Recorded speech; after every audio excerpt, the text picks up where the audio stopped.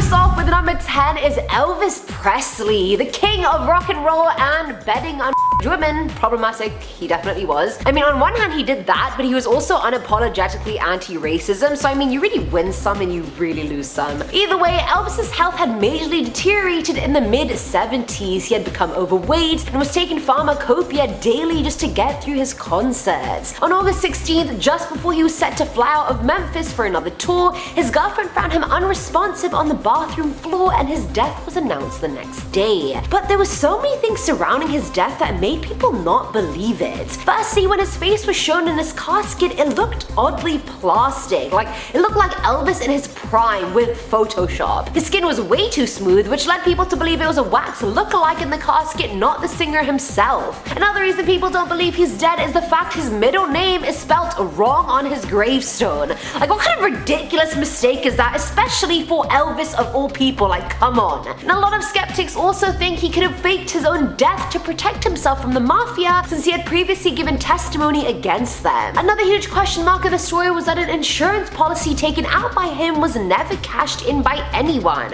Why would that not be cashed in if the person died? Unless they didn't. Moving on to number 9, we have Kurt Cobain. Another celebrity death that has stirred up a lot of controversy. Back in 1994, singer-songwriter Kurt Cobain took his life by shooting himself in the head. He was only 27 years old. But some people believe that this is a big hoax, and he is still alive. For starters, some have argued that he had too much heroin in his system that day for him to properly handle a gun. Others believe he came up with this plan to escape his lover, Courtney Love, or to get out of the music business. Then on the other hand, you have the people that believe that Courtney Love shot and killed him after he tried to leave her. Honestly, it's just all incredibly sad. At number 8, we have Michael Jackson. That was a death that truly shocked the world like no other. It happened mere weeks before his This Is It world tour. 2009 really was a simpler time. I remember all the flash mob dances done to his songs as his tribute. It was crazy. Now, there's already so much controversy surrounding his death when it happened. Like, did his doctor Conrad Murray kill him? Was it a drug overdose? Reports said it was cardiac arrest, but it was caused by the propofol overdose because of the medications his doctor gave him. Anyway, because of the shadiness surrounding his death, many of his diehard fans think he's still alive. MJ had a lot of legal problems at the time that were piling up and a shitload of debt, so people think he faked his own death to escape all of that. There was a huge video that went viral where it looks like MJ is getting out of the van that his dead body had been put in. So is the king of pop alive? Is he not?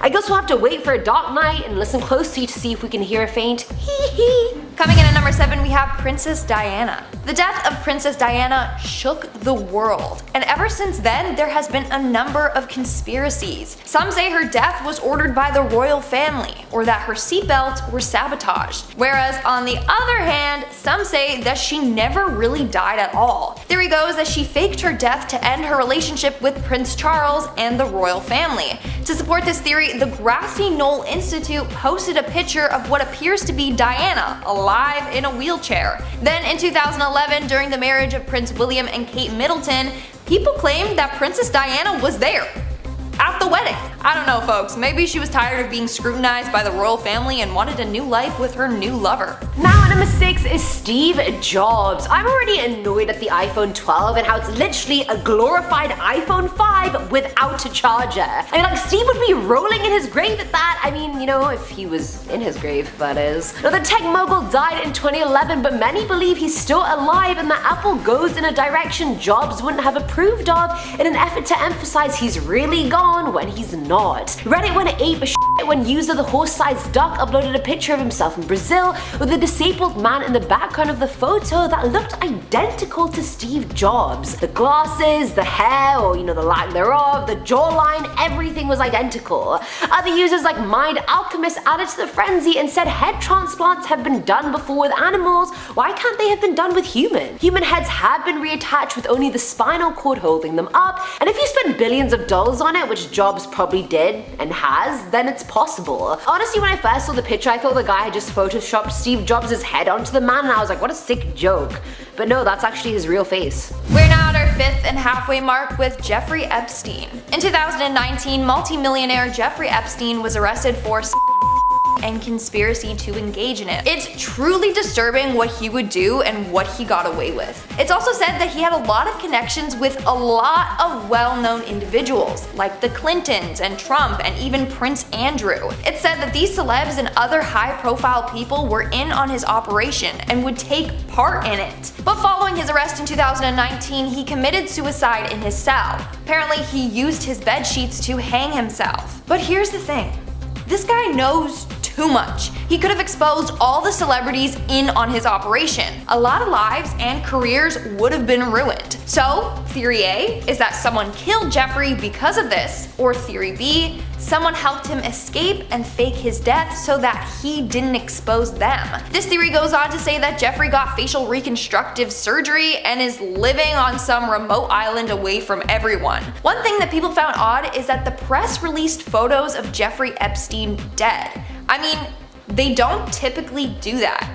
They typically censor it if they do. It's as if they wanted to trick people into thinking he really is dead. Like, here, look, here's concrete proof he's dead. The whole thing could have been staged and Epstein could still be out there somewhere. At number 4 is Paul Walker. So admittedly, I've never seen any of the Fast and Furious movies. I like Vin Diesel in like one-off movies, but I can't watch a whole series dedicated to the man. Anywho, it was a shock to everyone when Paul Walker, who plays Brian O'Connor, died in a car crash at the peak of his career in 2013. Paul was riding passenger in his friend's red Porsche Carrera when the car crashed into a lamppost and 2 trees, igniting on the spot. Both bodies were burned beyond recognition and were well and truly dead. But if the death was so cut and dry, why did it take so long for the autopsy report to be released? And when you compare pictures of the car before and after the crash, there are so many differences. The crashed car was a different shade of red, the number plates were also completely different, so was Paul really even in that car? Fans have even reported seeing Walker around Hollywood, which I mean, I don't totally believe.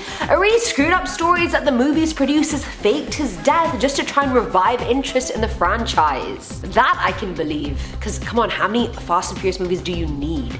In our third spot, we have James Dean. On September 30th, 1955, legendary film star James Dean died in a car accident. He was only 24 years old. But for a number of reasons, some believe he is still alive. For starters, 2 witnesses saw the crash that took Dean's life, and one claimed that the star was in the passenger seat and not the destroyed driver's seat. And the other witness did not testify, and mysteriously became wealthy later on. Seems like they were paid off by someone. So people think that Dean faked his death. Some say he escaped to Canada. Others say he became severely injured and the box office feared it would ruin them. But a death? Well, it would turn him into a legend and boost sales. In fact, an American doctor analyzed the crash and deemed that James Dean could have survived the crash easily, especially since he was apparently alive when the ambulance arrived. This one is very suspicious. Now at number 2 is Jim Morrison. As the lead vocalist of the legendary rock band The Doors, Jim was one of the most iconic people in rock and roll history. In July of 1971, Jim was in Paris with Pamela Courson, and his life had taken an interesting turn. He was declining as a person, he had lost a lot of weight, had been doing more drugs than usual, and would go on long walks in the city alone, which there's nothing wrong with that, but you know, come on Jim, what are you going through? Now on the 3rd of July, Pamela found him dead in the bathtub. He was only 27 years old, which, you know, means he's part of the 27 Club along with Jimi Hendrix, Amy Winehouse, Janis Joplin, as Lindsay just said, Kurt Cobain, etc. Now the cause of death was heart failure, but we will never actually know since the French don't require an autopsy, so it could have really been something else entirely. Eyewitnesses including Pamela think he died from a heroin overdose since he inhaled it thinking it was coke. Another friend, Marianne Faithfull, thinks her drug dealer of a boyfriend killed him. However way you look at his death, band co-founder Raymond Zarek said he could have very well paid his doctor to forge his death certificate. Like, why would someone so close to you say that unless they know something? Ray said himself, there were a lot of strange circumstances around his death, and the whole thing with never seeing his body, I never saw Jim Morrison dead. And if his best friend is saying that, we should be, we should be a little sus. And And in our number 1 spot, we have Juice WRLD. There's a lot of creepy coincidences involved with this rapper's death. So on December 8th, 2019, Juice WRLD passed away from an accidental drug overdose that led to a seizure. But what fans think is odd is that a couple months prior, a trend on TikTok about Juice WRLD was quite popular. In the video, people would fake seizures to Juice WRLD's song Lucid Dreams. It's like it foreshadowed his death or something. But that's not all. In his song, All the Girls Are the Same, he says, and I quote, "I'm a jealous boy, really feel like John Lennon." Well, December 8th is when Juice WRLD died. It's the same day that John Lennon died. Then in his song Legends, he says, "What's the 27 Club? We ain't making it past 21." He passed away 6 days after turning 21. And last but not least, the most interesting piece of evidence. In a tweet from April 24th, 2017, Juice WRLD said, and I quote, "My goal is to get overly famous, shine for a couple years, then fake my death." So what if that's the case, and he did really just fake his death? Starting us off at number 10 are award shows. I don't think this is a secret by any means, but maybe not everyone knows that award shows in Hollywood are extremely corrupt. If you want to win an award, maybe best film, best newcomer, best whatever you want, it's not going to be your raw talent and effort that's going to win you the title, it's going to be the amount of ass licking that you can do. For example, back in 1968, everyone thought that the Golden Globes were chosen by a poll of correspondents, but then the Federal Communications Commission outed them and said it was actually based on internal politicking amongst the board members. Let's just think about it for a second. Back in 1981, Pia Zadora won Best Newcomer for the movie Butterfly. Who the hell is she, and what even was that movie? No one remembers because it wasn't a good performance, but why did she win, you may be wondering? Because her husband paid off members of the Hollywood Foreign Press Association. It's actually been publicized that groups, individuals, and board members are corrupt. They accept gifts, holidays, money, favors, you name it, in exchange for nominations and wins. So it's not that Leonardo DiCaprio took that long to win Best Actor, he probably just refused to participate in all the corruption. And this isn't even the tip of the iceberg. I haven't even spoken about racism and unfair representation within nominees. But that's gonna be a long video and I don't have time. In our 9th spot, we have Charles Harrelson.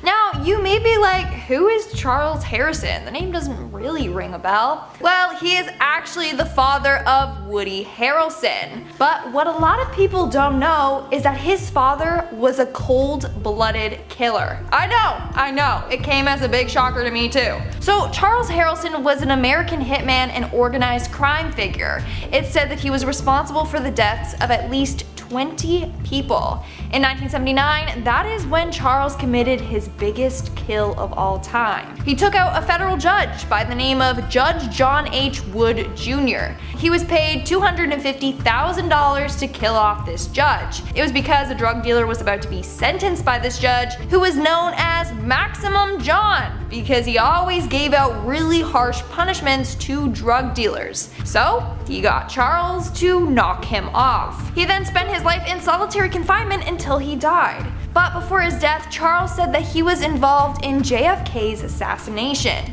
Crazy, but I'm just glad that Woody went down a much better path than his father. At number 8, we have Keith Richards. So if you live under a rock or are too young like a Gen Z, then you probably won't know who Keith Richards is. Now, Keith is an English singer-songwriter who co-founded the Rolling Stones. He was in the rock band as a guitarist, secondary vocalist, and co-principal songwriter, and as a rock star, the man did a lot of drugs in his lifetime. But the creepiest, scariest thing he did was revealed in 2007 during an interview for NME magazine. Richards was asked what was the strangest thing he ever snorted, and he replied by saying, "My father." Like, excuse me?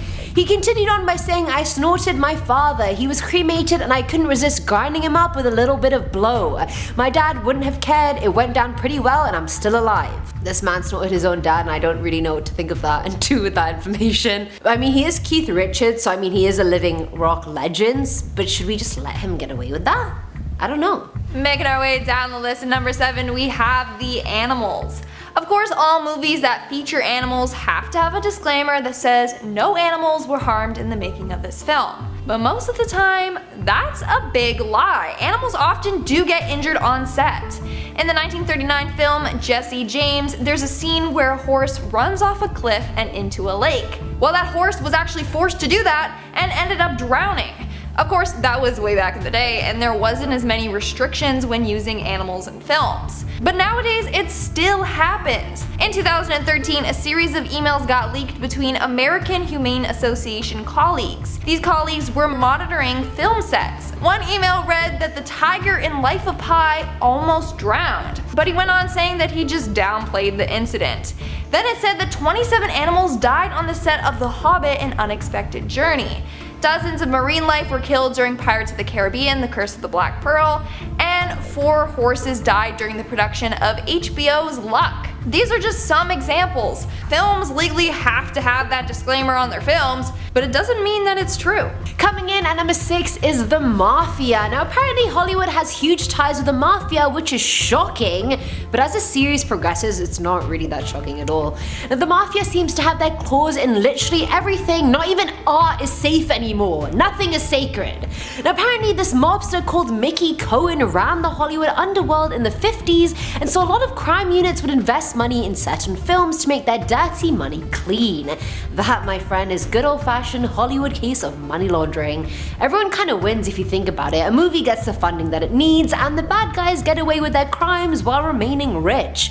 Who said Hollywood had morals anyway? They don't. Actors like Leonardo DiCaprio, Christian Bale, and Casey Affleck have all been suspected of money laundering as well. Just when you thought they were safe, they weren't. We're now at our 5th and halfway mark with prison life. Some of your favorite Hollywood stars might have had a life of crime before becoming famous actors. Now, some of these came as a huge surprise to me. For example, Mark Wahlberg.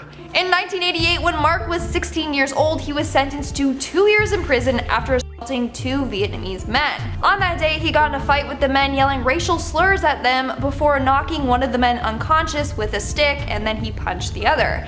It was said that these offenses were unprovoked. But in 2014, he met with the victim, his wife, and his daughter and apologized for his past acts. He also released a statement saying that he isn't trying to cover up his past. Instead, he wants people to remember it, to show them how everyone is capable of turning their lives around. Then we have Tim Allen.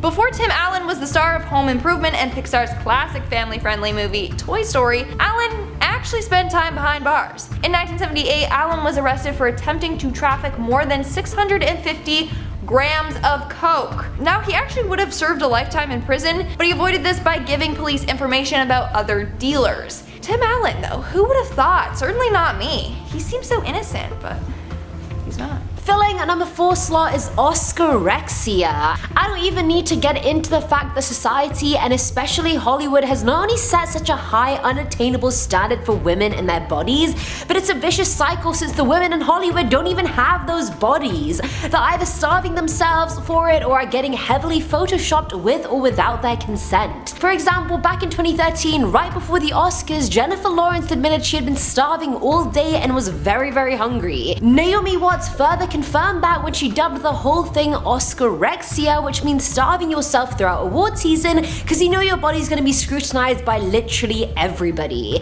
Actress Eden Sher brought up this treatment called slim wrapping that they do before award shows as well. Basically, a technician wraps your body fully, and I mean toes, neck, wrist, everything, in 15 to 20 tight ace bandages that have this cloudy mineral solution on them.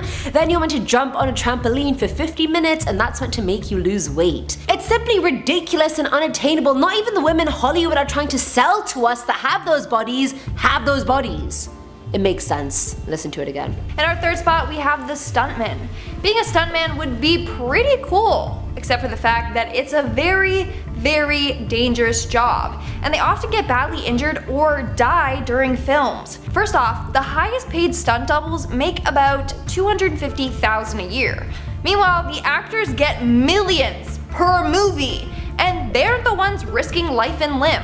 It's sad, but there have been tons of on-set deaths over the years.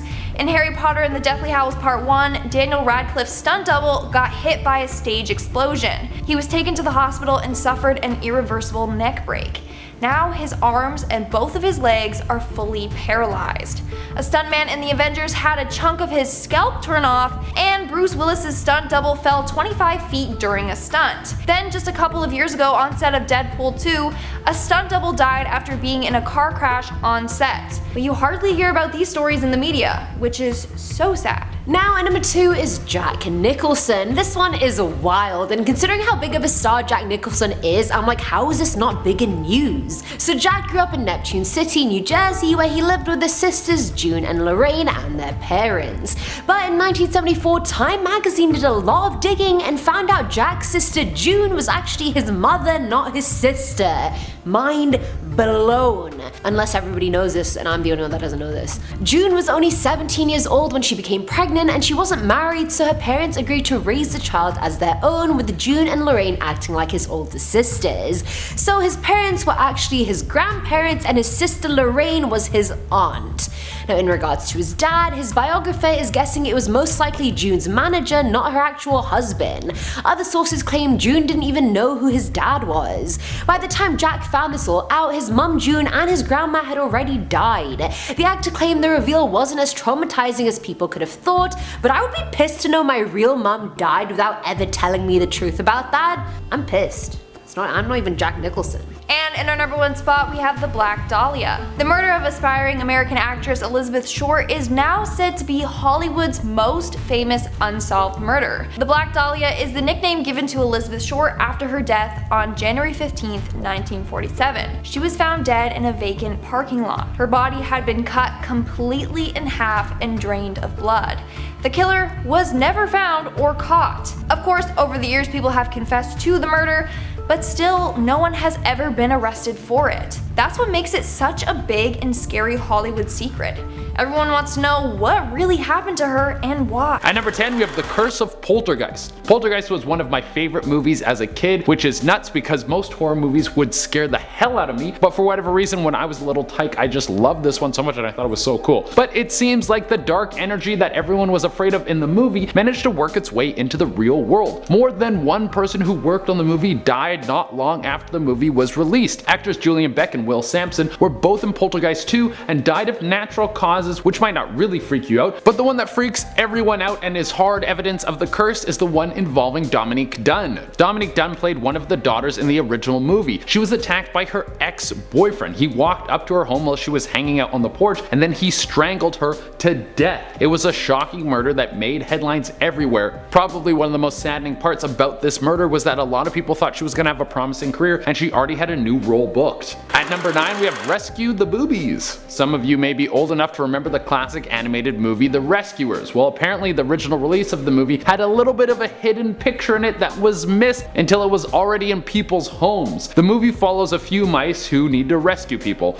In one of the scenes they're flying down a ramp in a sardine can, and in a window in the background you can see a topless lady. Full on boobies in a kids movie. The mystery as to how a couple of double D's made their way into a kids movie has never been cracked, but there are a few legends that go along with it. Some say it was a disgruntled employee who wanted to get revenge on Disney for putting him through development hell. Other people think it was the Illuminati trying to send sexually subliminal messages to kids. But in the end we all know that there were boobs in that movie for sure. But unless you have the original VHS, you are not going to see them, as they were obviously taken out in later versions. At number 8, we have 3 men and a baby and a ghost. This was a famous rumor that was flying through word of mouth before we had Reddit to break everything down for us and ruin shows like Westworld. Come on guys, why'd you do that? But there is a famous scene in the movie 3 Men and a Baby that looks as if there's a ghost of a young boy standing in the background. Some people think this might have been the ghost of a boy who died on the location years ago, only ever seen on camera in this shot. He wanted his 15 minutes of fame. It doesn't matter if he was dead, he deserves the limelight just as much as the next person. But there are some people that say this isn't a ghost at all, that it is just a cutout of one of the actors from the movie. But it's so much more fun to believe that it's a ghost. At number 7, we have Mr. Rogers killed people. Mr. Rogers is probably the best representation of how people should be good. His moral compass was always pointed at the right thing to do, and he was an example for everyone on how to be a good person. But there was a legend floating around that he was actually a Vietnam sniper and had racked up a number of kills. Now this has been disproven, as Mr. Rogers never had any sort of military background. He never even tried to get into the military. But some people think that the records were erased because of the popularity of his kids show. I don't think that's how the military works, but this one is a wild one and I wanted to throw it on the list. At number 6 we have Walt Disney's head. We all know Disney. They own more than half of the entertainment industry in North America. How could you not know them? It's crazy to think that the empire all started from one guy. Well, there are rumors that the epic animator had a final wish at the time of his death. He thought that in the future there would be a chance he could be pulled from the grave and brought back to life. So he had his head chopped off and frozen, put into cryostasis. So if we ever got the technology to the point where we could reanimate people from the dead, he would be first on the list, and he would be one of those talking head dudes like in Futurama. They said his head along with his body was cremated. But if I was super rich, I wouldn't tell my family about my secret cryo plans. All these plans would stay top secret, and then a YouTuber would tell you guys about them. At number 5 we have Kubrick faked the moon landing. There's a lot of people who think the moon landing was fake, but this goes even deeper. If you're going to fake the moon landing, you need to bring in some of the best to make it happen. The legend says that it was none other than Stanley Kubrick. He has directed some of the strangest things around and has an eye for the sci-fi, so who better to do it? People are so caught up in this theory that they said Kubrick left hints behind in his later movies to tell the audience that the moon landing was a sham, and he was in on it. At number 4 we have Sexy Lion King. Ooh. There have been sexually subliminal messages hidden in a lot of Disney movies throughout time, but one of the most famous of these subliminal messages was Nala and Simba rolling around in the grass falling in love, Elton John singing in the background, of course singing the song Can You Feel the Love Tonight, and everything was extremely romantic. Then the stars in the sky spell out sex. Now apparently this was the special effects team trying to spell out SFX, but there have been so many slip-ups with pervy Disney scenes that I just don't trust them anymore. I really think they were trying to write sex in the sky. At number 3 we have Richard Gere's gerbil incident. This one was everywhere when people heard about it. South Park did an episode about it. Everyone was making jokes about it. There was rumors flying around about one of the world's most famous actors, Richard Gere. I don't think there's really a light way for me to put this, so I'm just going to say it. People were saying that he had to go to the hospital because he had a gerbil stuck in his butthole. It was in there for some sort of sexual gratification. He put a small rodent in his colon and then it got stuck in there and he needed medical help to have the thing removed. I don't know if the gerbil survived.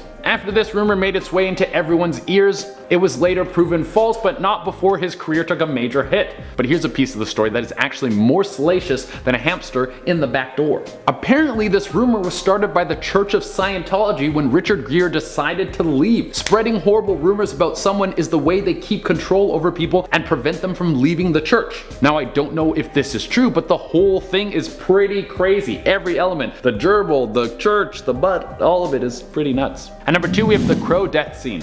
One of the most famous movie deaths ever was Brandon Lee dying in The Crow, because the young actor did die on set. There was a scene where he was set to be shot, and instead of the gun being loaded with a blank, there was a live round in the gun. It was a massive shock and it was in the tabloids for months. After the release of the movie, there were rumors that they used the scene where Brandon was actually killed. That was like what they put in the real movie. Now this scene was actually used by the police in an investigation and never made it into the movie. But there are the Crow truthers that think the heartless people in Hollywood saw an opportunity to profit off of his death and took it. For the number 1 spot we have The Devil and the Exorcist. The Exorcist is considered one of the greatest horror movies of all time, and it came out in a time when religion was much more prominent in our culture, so seeing a girl being possessed by the devil was very off-putting. It had people literally peeing their pants in the theater. That's how afraid people were. So there's no surprise that there are some urban legends that go along with the shooting of this movie. Mainly that the devil was present on the set of the movie. He probably came through to make sure they were making him look good.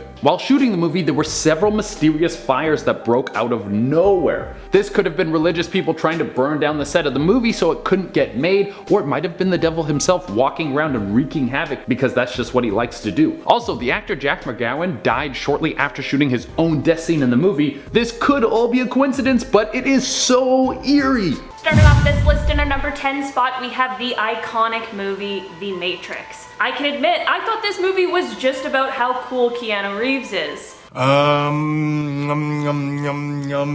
it turns out there's a lot more. The movie is really about how humanity's idea of reality is dying. When Morpheus shows Neo the world as it really is, he welcomes him to the desert of the real. That line is actually taken from a book by the philosopher Jean Baudrillard called Simulacra and Simulation. This book is actually in Neo's apartment and it is open to a chapter on nihilism. This really drives home the movie's message about reality and what that means. Nihilism is the belief that all beliefs are meaningless, kind of like the inception of ideologies. The movie also touches on how many of the people living inside our systems don't realize that we're in a system because we've never had the opportunity to step out and see it from the outside perspective.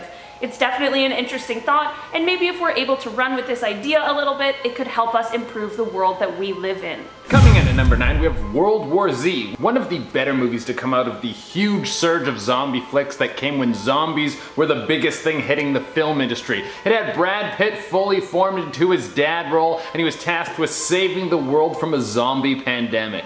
I mean, it's a zombie movie, I didn't have to tell you the plot for you to figure it out. But some people think that this movie, and many others like it, are the work of the Illuminati. Whoa! Boy, you kind of snuck up on me there.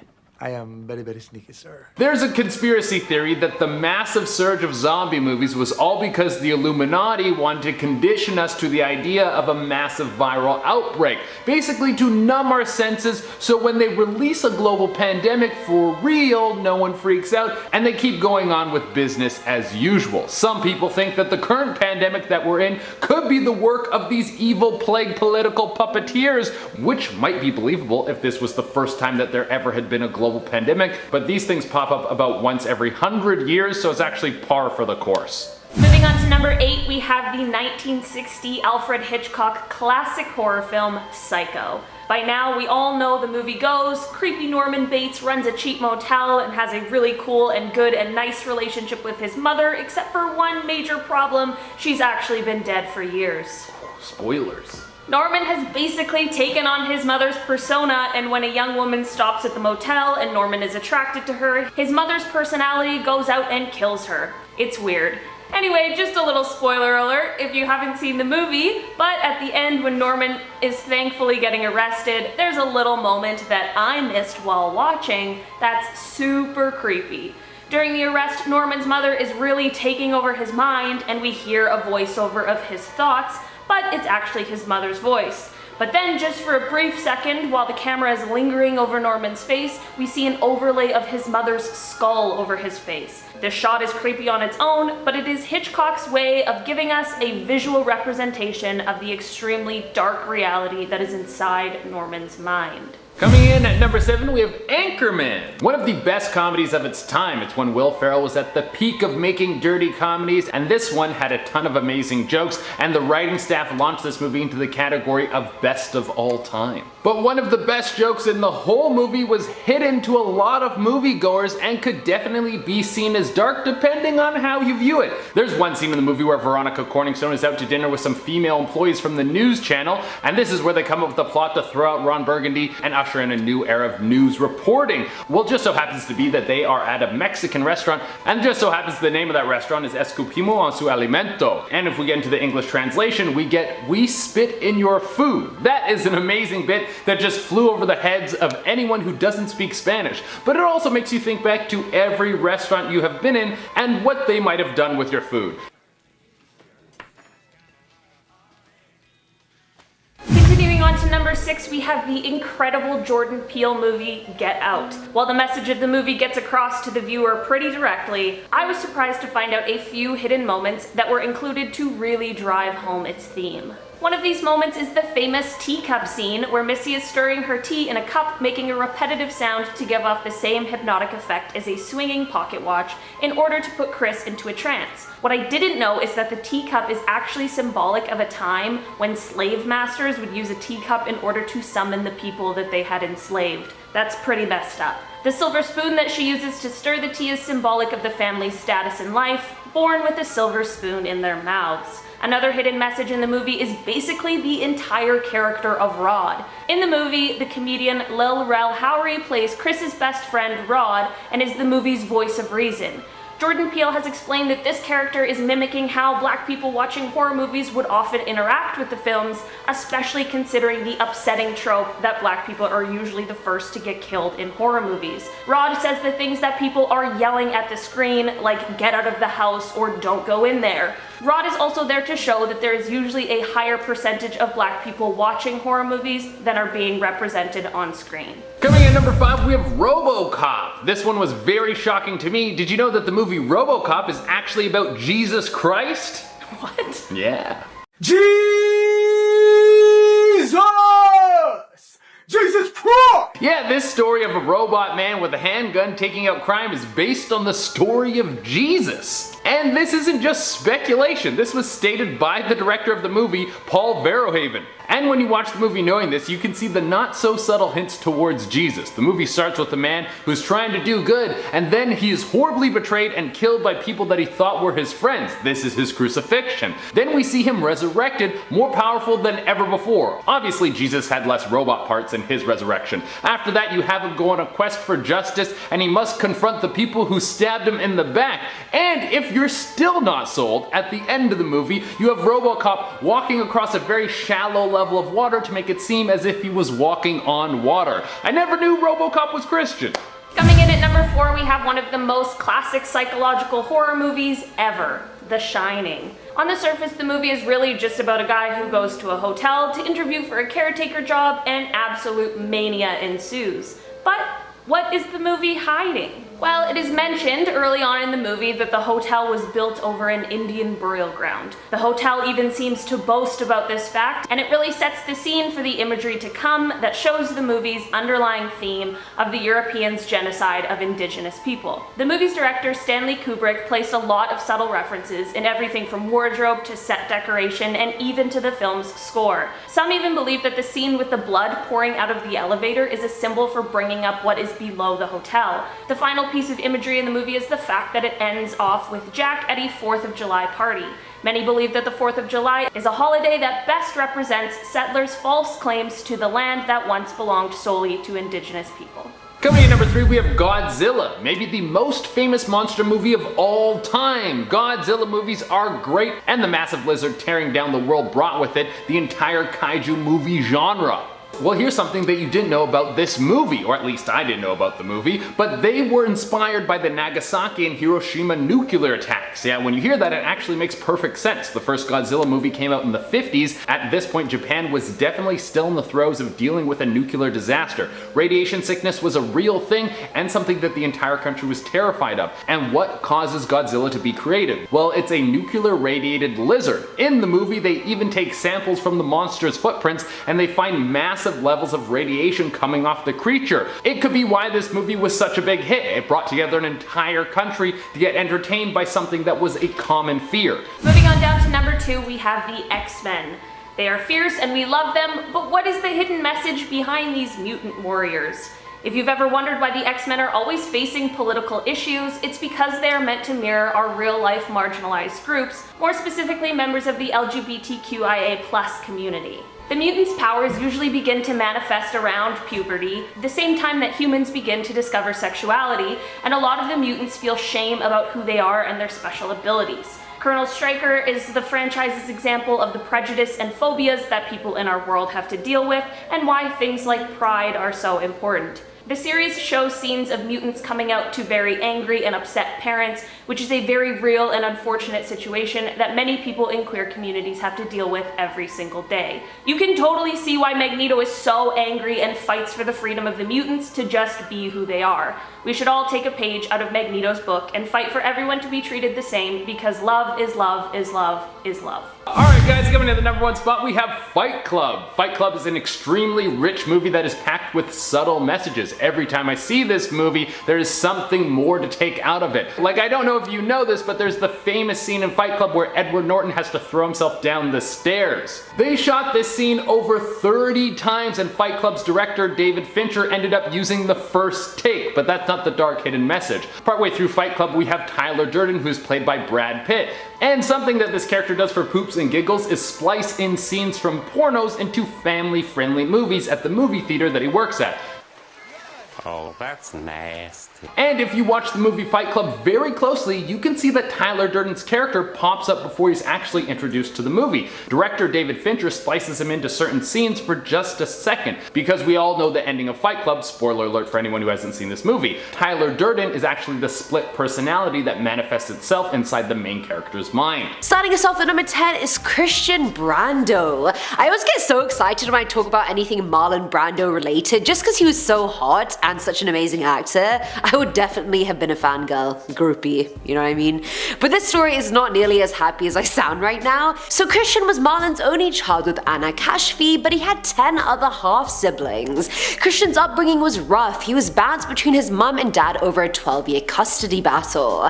Marlon finally won it by the time Christian was 13, but by then he already called the son a basket case of emotional disorder. In May of 1990, Cheyenne, one of Marlon's kids, was at his house in Beverly Hills visiting her parents. Christian was there as well, and this was a sibling he had had a lot of interactions with growing up, so he was close to Cheyenne. She had been dating Dag Drollett for 4 years at the time and was 8 months pregnant with his child.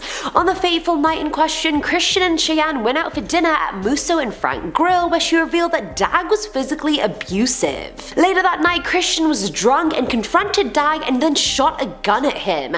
Not trying to kill him, just trying to scare him, which I don't get. How do you shoot someone and be like, oh, just kidding, don't hit my sister again? Either way, the two got into a fight over the gun and it accidentally went off, killing Dag. It was found out later that Cheyenne had major mental health issues and was most likely lying about getting beaten by Dag.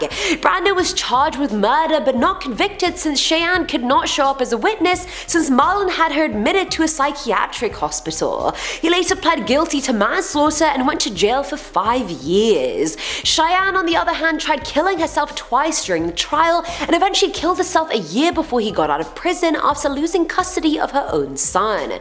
Damn, the Brandos have baggage. Also, a disclaimer, is it Cheyenne or Cheyenne, people? Somebody tell me. Coming in at number 9 is Lana Clarkson. Now, Lana wasn't a super well-known actress by any means, but she had been in a few films like Barbarian Queen, The Haunting of Marella, Vice Girls, etc. She also volunteered every week to help the AIDS and HIV cause, which kind of helps illustrate what kind of person she was. In February of 2003, Lana was at record producer Phil Spector's house in California. His driver was waiting in the car outside, and early in the morning he heard a gunshot and then saw Phil leaving from the back door with a gun. He got in the car and said, "I think I just shot her." "Yeah, I think you did, mate." Phil was adamant on the fact that her death was an accidental suicide and that she was giving the gun a kiss when it just went off. And I mean, her wounds do corroborate the story. She was shot in the mouth. Forensics couldn't find Phil's prints on the gun anywhere, but he had had a history of doing this. There had been 4 previous accounts of him pulling a gun on women he had been interested in after they had rejected him. The first murder trial was a mistrial since it was a hung jury. The second trial tried him on second-degree murder, and this time he was found guilty and sent to jail. Also, this guy looks like a freaking creep. At number 8, we have O.J. Simpson. I feel like it was really no surprise that O.J. was going to be on this list. Now, O.J. was a huge football star back in the day and was tried for the murders of his wife Nicole Brown Simpson and her friend Ron Goldman. Friend. Could be lover, we're not sure. Now, in June of 1994, both people were found stabbed to death outside Nicole's home, and OJ was the main suspect. OJ was supposedly not in town when the murder took place, but eyewitnesses saw him speeding in his car away from the crime scene.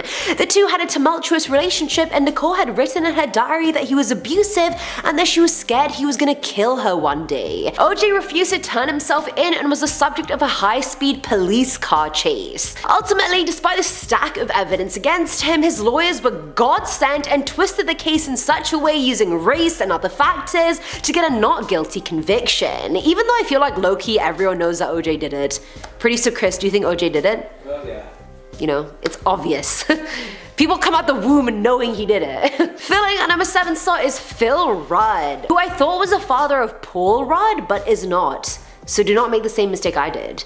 Now, if you're a big fan of rock music, then this man needs no introduction, but if you aren't, Phil Rudd is a drummer in a little-known band called AC/DC. And yes, I know rock stars live a hard, fast life filled with drugs and groupies and little mental stability, I get that.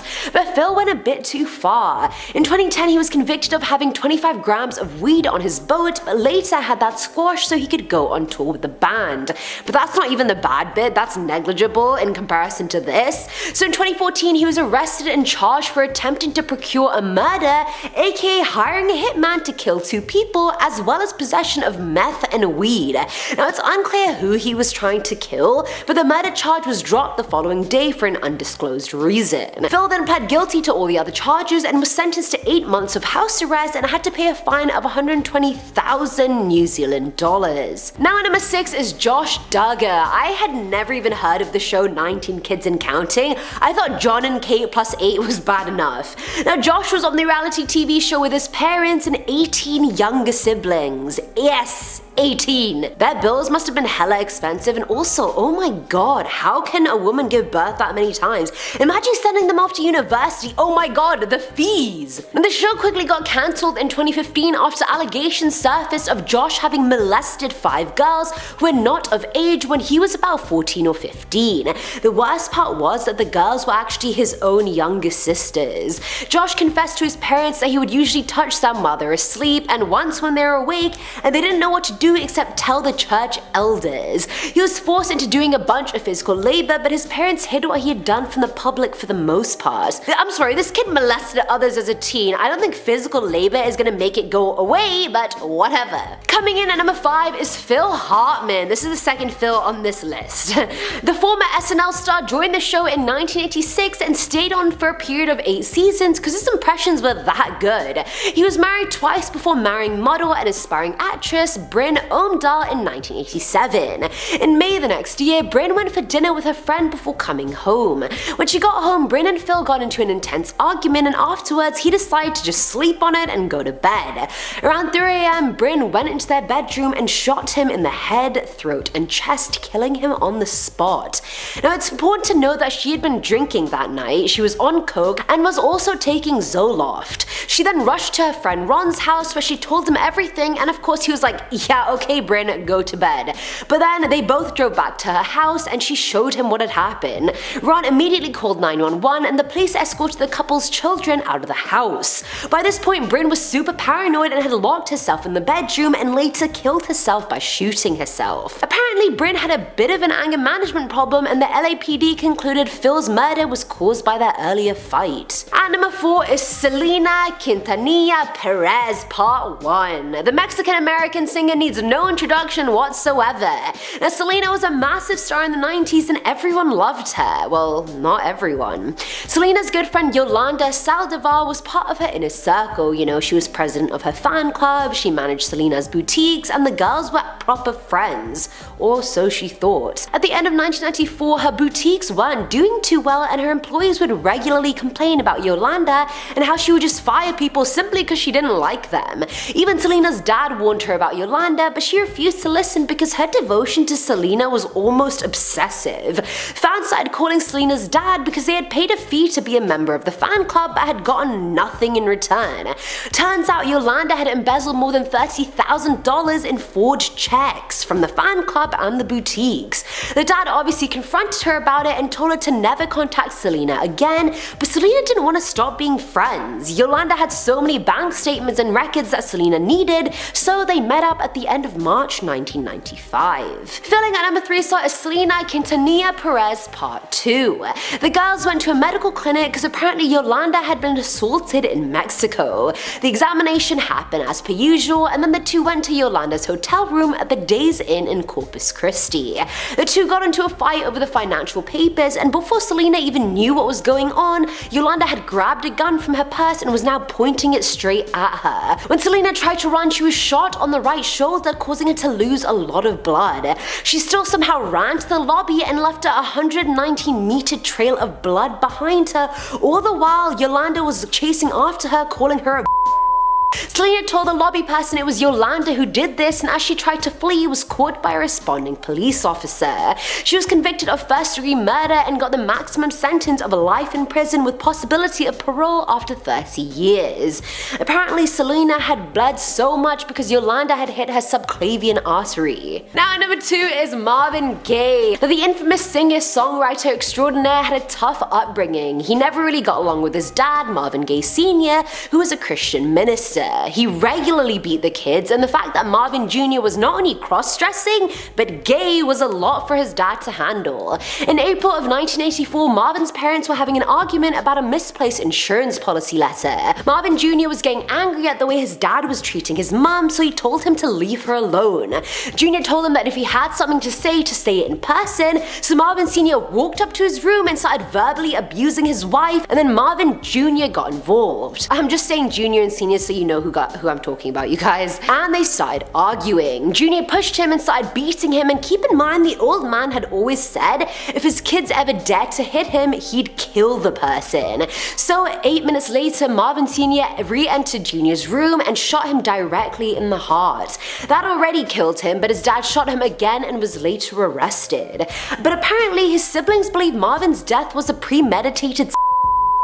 Right before he died, he whispered, "I got what I wanted. I couldn't do it myself, so I had him do it. It's good. I ran my race. There's no more left in me." Him being shot put himself out of his misery, brought peace to his mum because now his dad was going to jail, and he got to punish his dad because he's probably going to be in jail for the rest of his life. And finally, at number 1 is Mark Wahlberg, who apparently was a massively racist bully in his teens.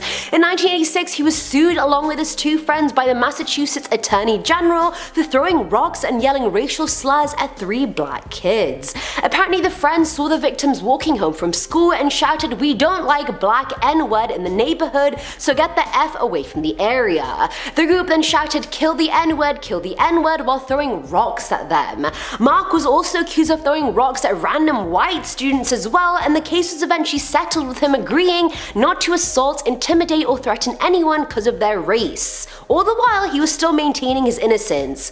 I'm sorry, who the hell throws rocks at someone because they're a different race? That all happened when he was 14. Now let's move on to when he was 16. In 1988, Mark attacked a Vietnamese man called Tan Lam who was just walking down the street. He called the man Vietnam for hitting him in the head with a 5 feet long stick and knocking him unconscious. And he even told the police he split the guy's head open, but before the police even caught up to him, he ran into another Vietnamese man and punched him in the eye and tackled him to the ground. Like, what is wrong with you, bro? The man ended up becoming permanently blind in that eye, and Mark was arrested for attempted murder and pled guilty to 2 counts of criminal contempt. Starting off this countdown, we have Sylvester Stallone. According to famous actor Sylvester Stallone, he remembers 4 of his past lives. Yes, 4. Him and his mother are super believers in reincarnation. His mother, Jacqueline, also claims to be a psychic and astrologer. In one of Stallone's past lives, he remembers being a soldier in the French Revolution. In fact, he believes he died after losing his head. According to him, he was reading about that time period. Someone was like, "Ow, the guillotine, that must hurt." And he replied with, "Oh no, it doesn't hurt. You don't feel anything, except your head hit the basket." How would he know that? So that's when he knew that he was once a victim of the guillotine. Not only that, but he believes he was actually once a boxer in his past life and was killed by a knockout punch. And he also believes that he was once a Guatemalan monkey. So, yeah, pretty crazy. In our 9th spot, we have Stevie Nicks. Fleetwood Mac singer Stevie Nicks believes that she was a monk in her past life. In a 1982 interview, she said, and I quote, "I think I spent a lot of time in old churches, like a monk. I am very comfortable around that kind of music, with that kind of creeping around, with being very quiet." Not only that, but she also believes she was beheaded in another one of her past lives. Currently, she has difficulties holding up her head and has a weak neck. She thinks this is because in her past life, she was beheaded. In another interview, she said, and I quote, "See, I think you live on Earth a certain number of times until you finish what it is that you were meant to do here. And then you go on. I don't think I'll be back. I think I am done." So you heard it here. Stevie Nicks thinks that she won't be reincarnated again. She feels satisfied with her life. Coming in at number 8, we have Keith Urban. This one is quite funny, not gonna lie.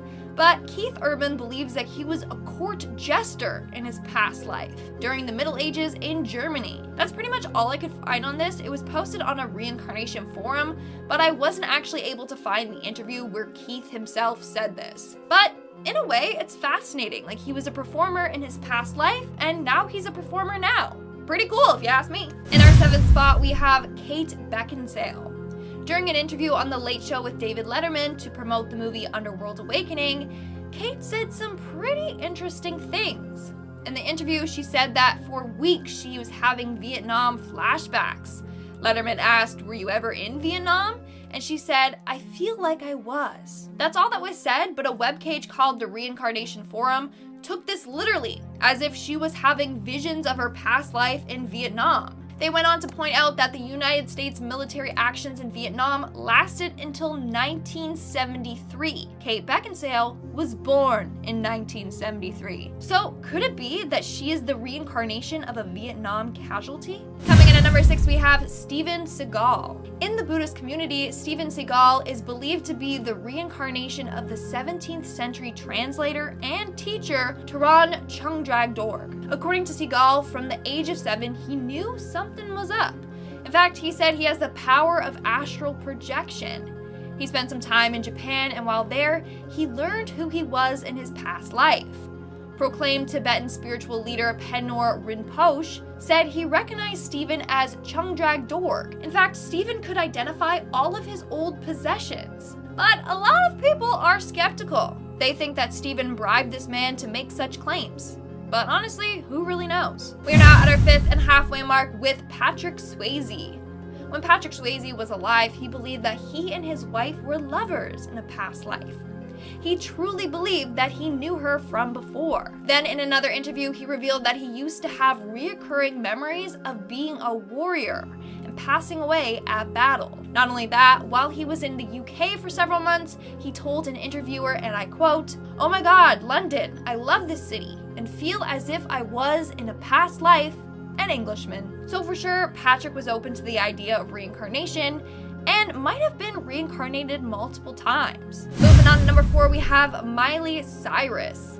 Now this one is a little bit on the weirder side, but Miley Cyrus said that she was Lil' Kim in a past life.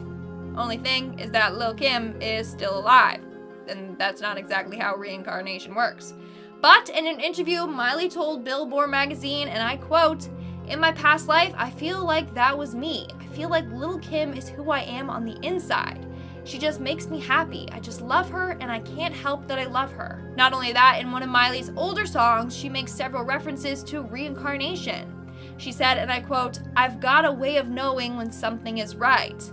I feel like I must have known you in another life, because I felt this deep connection when you looked in my eyes. Now I can't wait to see you again." The line, "I can't wait to see you again," can be interpreted as "see you again in another life." Whoever that song was about, Miley feels like she has known them from before in her past life. In our 3rd spot, we have Lady Gaga. Lady Gaga believes that she is the reincarnation of her aunt, Joanne Germanotta, who passed away at a very young age from lupus.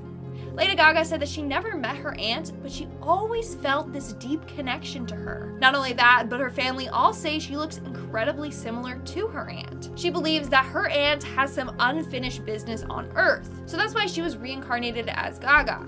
She told Daily Star UK, and I quote, "I believe that I had a reincarnation and believe that you can be reborn over and over again. I believe I was my father's sister, and her spirit is with me. I believe I am her reincarnation." Also, let me know in the comments below, do you believe in reincarnation? Moving on to number 2, we have John Lennon. John Lennon remembers being 2 different famous figures in society. He believes that he was Jesus Christ and Napoleon.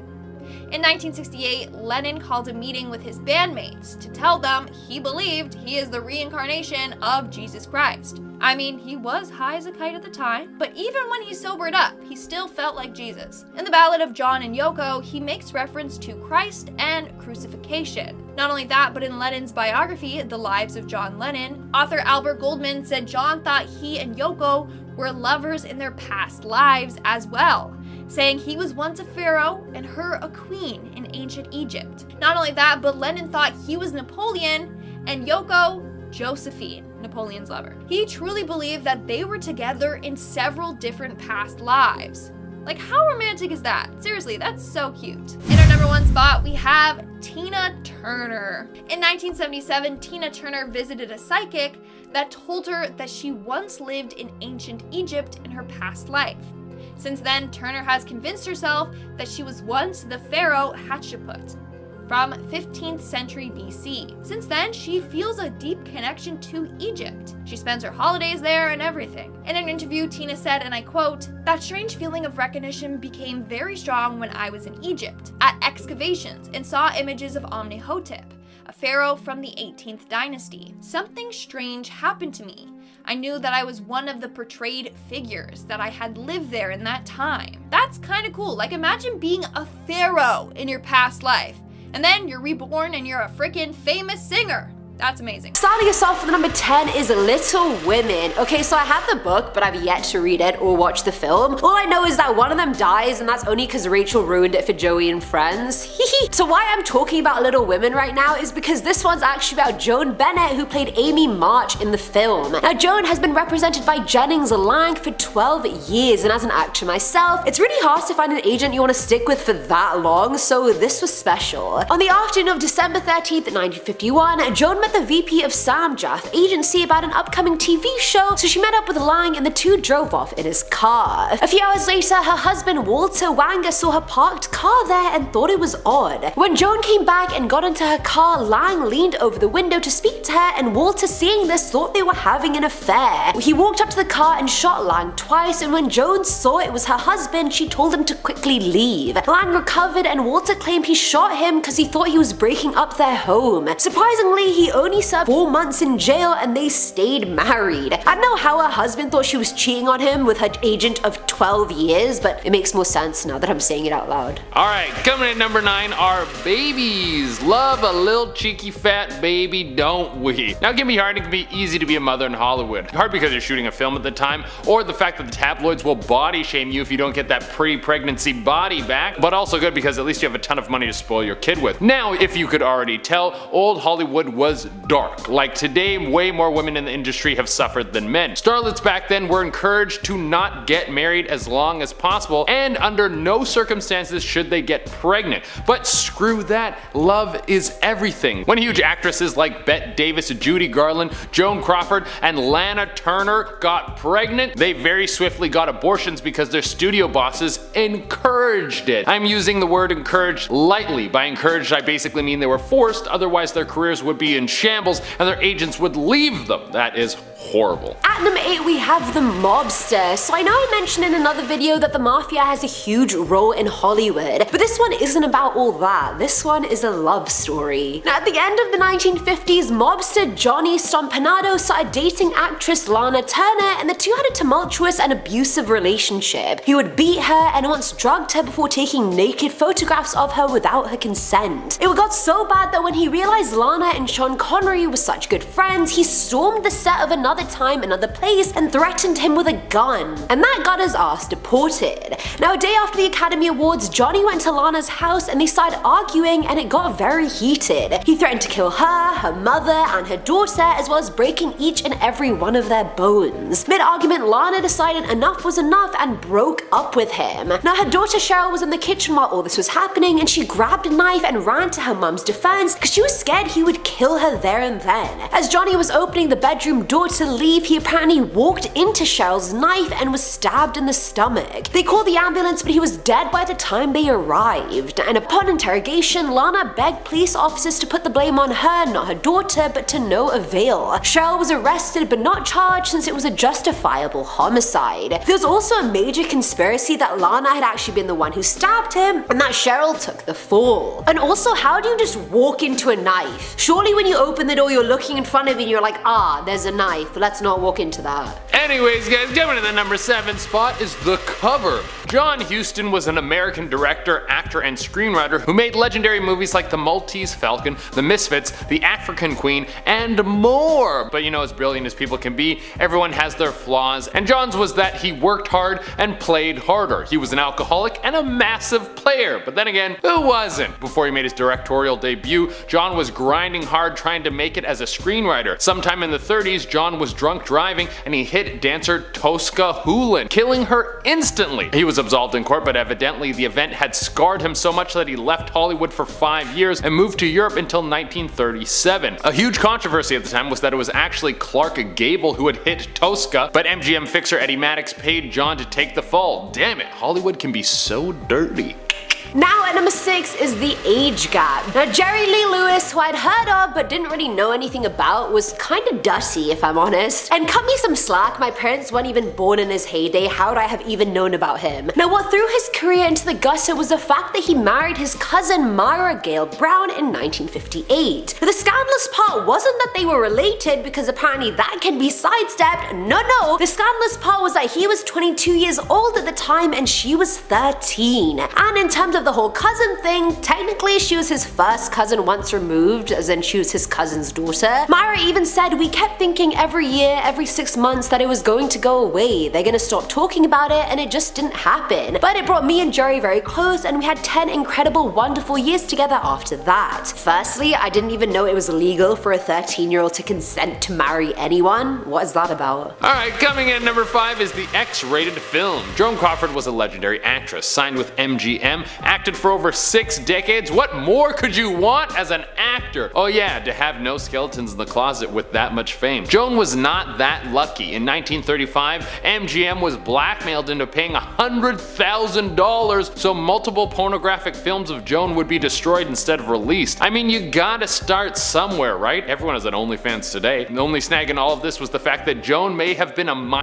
when she appeared in these films. And apparently it was her brother Hal who was behind the blackmail, and he even threatened to release her sex tapes mere days before he died. How did he even get his hands on his sister's sex tapes? Very creepy. I mean, we'll never know the truth about what really happened or if these tapes existed, but Crawford denied ever doing explicit films in her memoir. At number 4 is The Feud. Okay, yes, I know there have been and forever will be countless feuds in Hollywood. May it be over a guy like with Angelina and Jennifer, maybe it's over attitude like with The Rock and Vin Diesel, or maybe they just don't vibe with each other like Matt Damon and Emily Blunt. Well, I could list off the many documented instances of Frank Sinatra being a total douchebag. I'll let you guys find those stories in your own time. Or maybe I could do like a top 10 scary times Frank Sinatra was scary. Nah, that doesn't really have a ring to it. Anyway, in 1955, while shooting the musical Guys and Dolls, Sinatra and Marlon Brando were not vibing. Brando had started trying to incorporate method acting into his work, and Frank told him it was crap. He also started calling him Mumbles because of the way he spoke, which is outright just childish and petty. Come on, Frank Sinatra, my parents and I expected more from you. Brando got his revenge in the end by intentionally blowing takes in a scene where Sinatra had to eat a bunch of cheesecake. Doesn't sound super lethal, I know, but it did make Frank have a breakdown during which he threw his plate and broke it. Not very professional, Mr. Sinatra.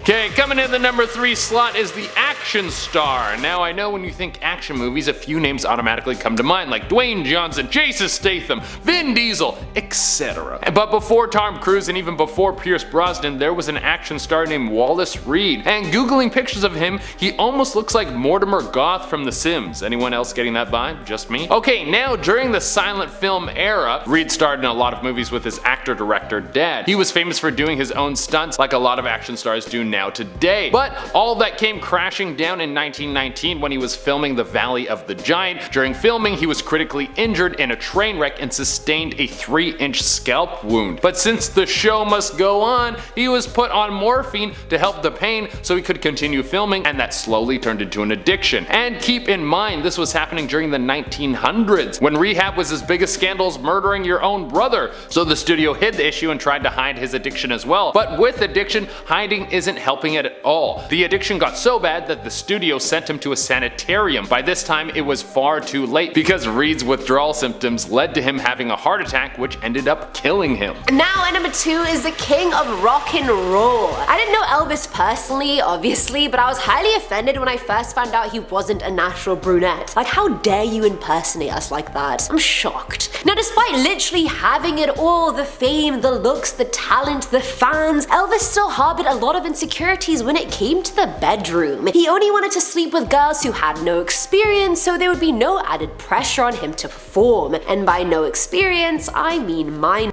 He would ask his managers to collect girls who were of that age or younger, and then the deed would get done. And yes, this is illegal, and it was even then as well. Finally at number 1 is the final boss scandal. Now, at the time, this would have been a scandal to end all scandals. While filming the 1935 movie Call of the Wild, the lead actor Loretta Young and Clark Gable took a major fancy to one another, which resulted in an on-set, off-set affair. Ooh, I mean, have you seen her? She's drop dead gorgeous. I would want to have an affair with her too, are you kidding? But that isn't what happened. It wasn't a love story, it was a 34-year-old Gable being infatuated with a 22-year-old Young, which ended up in him raping her, and now she was screwed. She didn't want to come out with it and risk ruining her career or Clark's. She knew if she went to 20th Century Pictures, they'd force her to have an abortion, and as a devout Catholic, she didn't want to do that, so she hid the whole pregnancy and went on holiday when she began to show too much. In November of that year, she gave birth to Judith, who she put up for adoption. For the next year and a half, she was moved from place to place before Young went back to adopt her. And despite going to all that trouble, many people didn't believe it. The child had shocking similarities to Gable, and everyone just assumed the two had been stupid and had a kid. She never came forward with her rape, and the family stayed silent until both Loretta and Judy had died. Holy crap, that's a crazy story. Starting us off with number 10 are drugs. This is honestly no secret at all. Hollywood is filled with drugs because contrary to popular belief, money can't buy you happiness, but it can buy you a ton of drugs. If you don't want to take my word for it, take it from Dennis Quaid. The actor said he had dabbled in cocaine before becoming a star, but it was just for casual use. I love how that's so casual, like, oh, just cocaine for the casual use. In 1974, he moved to LA and his usage didn't get out of control until he started being on set for all these big mainstream movies. Quaid revealed that movie budgets disguised cocaine as petty cash to keep the drugs on set a secret. Moreover, it's freely given out on movie sets because it was just the norm back then and everyone was just doing it. He then shared his coke addiction caused his life to fall apart, and it was because of Hollywood.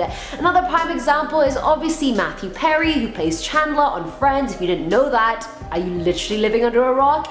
Now, he was seriously addicted to cocaine for like 3 full seasons of Friends, which he doesn't even recall filming. I didn't think it was given out that sparingly though, but you know what they say, cocaine is the rich man's drug. Moving on to number 9, we have the casting couch. So this is probably not the biggest secret anymore, but for quite some time it was. Basically, there's a lot of sleazebags in Hollywood. Some Hollywood directors or stars invite females over and, well, offer them roles in movies in exchange for certain favors. They call this the casting couch. It's absolutely disgusting. Like, they use their wealth and power to persuade innocent people. But sadly, a lot of people desperate for fame will agree to this. In an interview with GQ magazine, Megan Fox actually revealed the truth behind this. She said that numerous big Hollywood legends would invite her over for what she thought was just going to be like a meeting for a new opportunity. But when she got there, she realized their true intentions. She shut down several men throughout her career. At number 8, we have Alfred Hitchcock. This one honestly pains me because I love his films, but he's such a misogynistic human being. Like, I'm like, ugh. Since his films emphasize a voyeuristic viewpoint from the male protagonist, most female characters were almost just like stock characters. They were remote, usually blonde, sexy, and in the end they always got humiliated. With films like Psycho, Rebecca, and of course The Birds, the man achieved a lot but was a total dick. He once referred to actors as cattle, which, I mean, you may be directing the movie, but they are literally bringing it to life. With The Birds, there was major controversy concerning Hitchcock and his treatment of the female lead, Tippi Hedren, who plays Melanie. After she was cast, Alfred became literally obsessed with her and would grab her out of nowhere, non-consensually, and touch her sexually. He stalked her throughout shooting and would isolate her from the rest of the cast while whispering explicit things in her ear. Tippi obviously shut down all advances, and he did not take that well. In the last phone booth attack scene, Tippi's face was cut by the glass pane, and she said she was misled about the logistics of the scene. Or did Alfred just do it on purpose as revenge? If that wasn't petty enough, he also signed her to a 7-year contract that restricted her ability to do work. This was actually never confirmed, but it came to light after he died, and even her co-star confirmed it. Apparently, he also taunted Tippi's daughter, Melanie Griffith, by giving her a wax figure of her mum in a coffin as a present when she was only 6 years old. Making our way down the list of number 7, we have the Hollywood sign. So, a lot of dark things go down in Hollywood, as you probably realize by now. One of them was the suicide of Peg Entwistle, a struggling Hollywood actress. She had dreams of making it big in Hollywood, but sadly that didn't happen. She was a successful Broadway actor, but didn't have much success in the film field. Her one role was a 15-second appearance in the movie Hazel's Cousins. The pressures of being successful in Hollywood, along with the Great Depression, kinda got to her. On the night of September 16th, 1932, she climbed to the top of the H on the Hollywood sign and jumped to her death. Now, this tragic incident actually had a huge influence on current pop culture. In the 2009 film Percy Jackson and the Olympians, The Lightning Thief, the H in the Hollywood sign was made the entrance to the underworld. In Lana Del Rey's song Lust for Life, it starts with the lyrics, "Climb up the H of the Hollywood sign." It's assumed that these are both references to Peg's death. Now, number 6 is Jayne Mansfield. To be honest, I had not heard of Jayne until I started researching this video, but wow, she was actually gorgeous. She was an American actress, singer, nightclub entertainer, and one of the first Playboy playmates. She was in movies like The Girl Can't Help It and Too Hot to Handle, and a bunch of more movies that came out way before I was born, and I haven't seen any of them. Now, in 1967, Jayne was in Mississippi doing some appearances, and on the 28th of June, the plan was to go to New Orleans for another appearance. So Jayne had driver Ronnie, her attorney Sam, and 3 of her kids got into the car and set off on their way.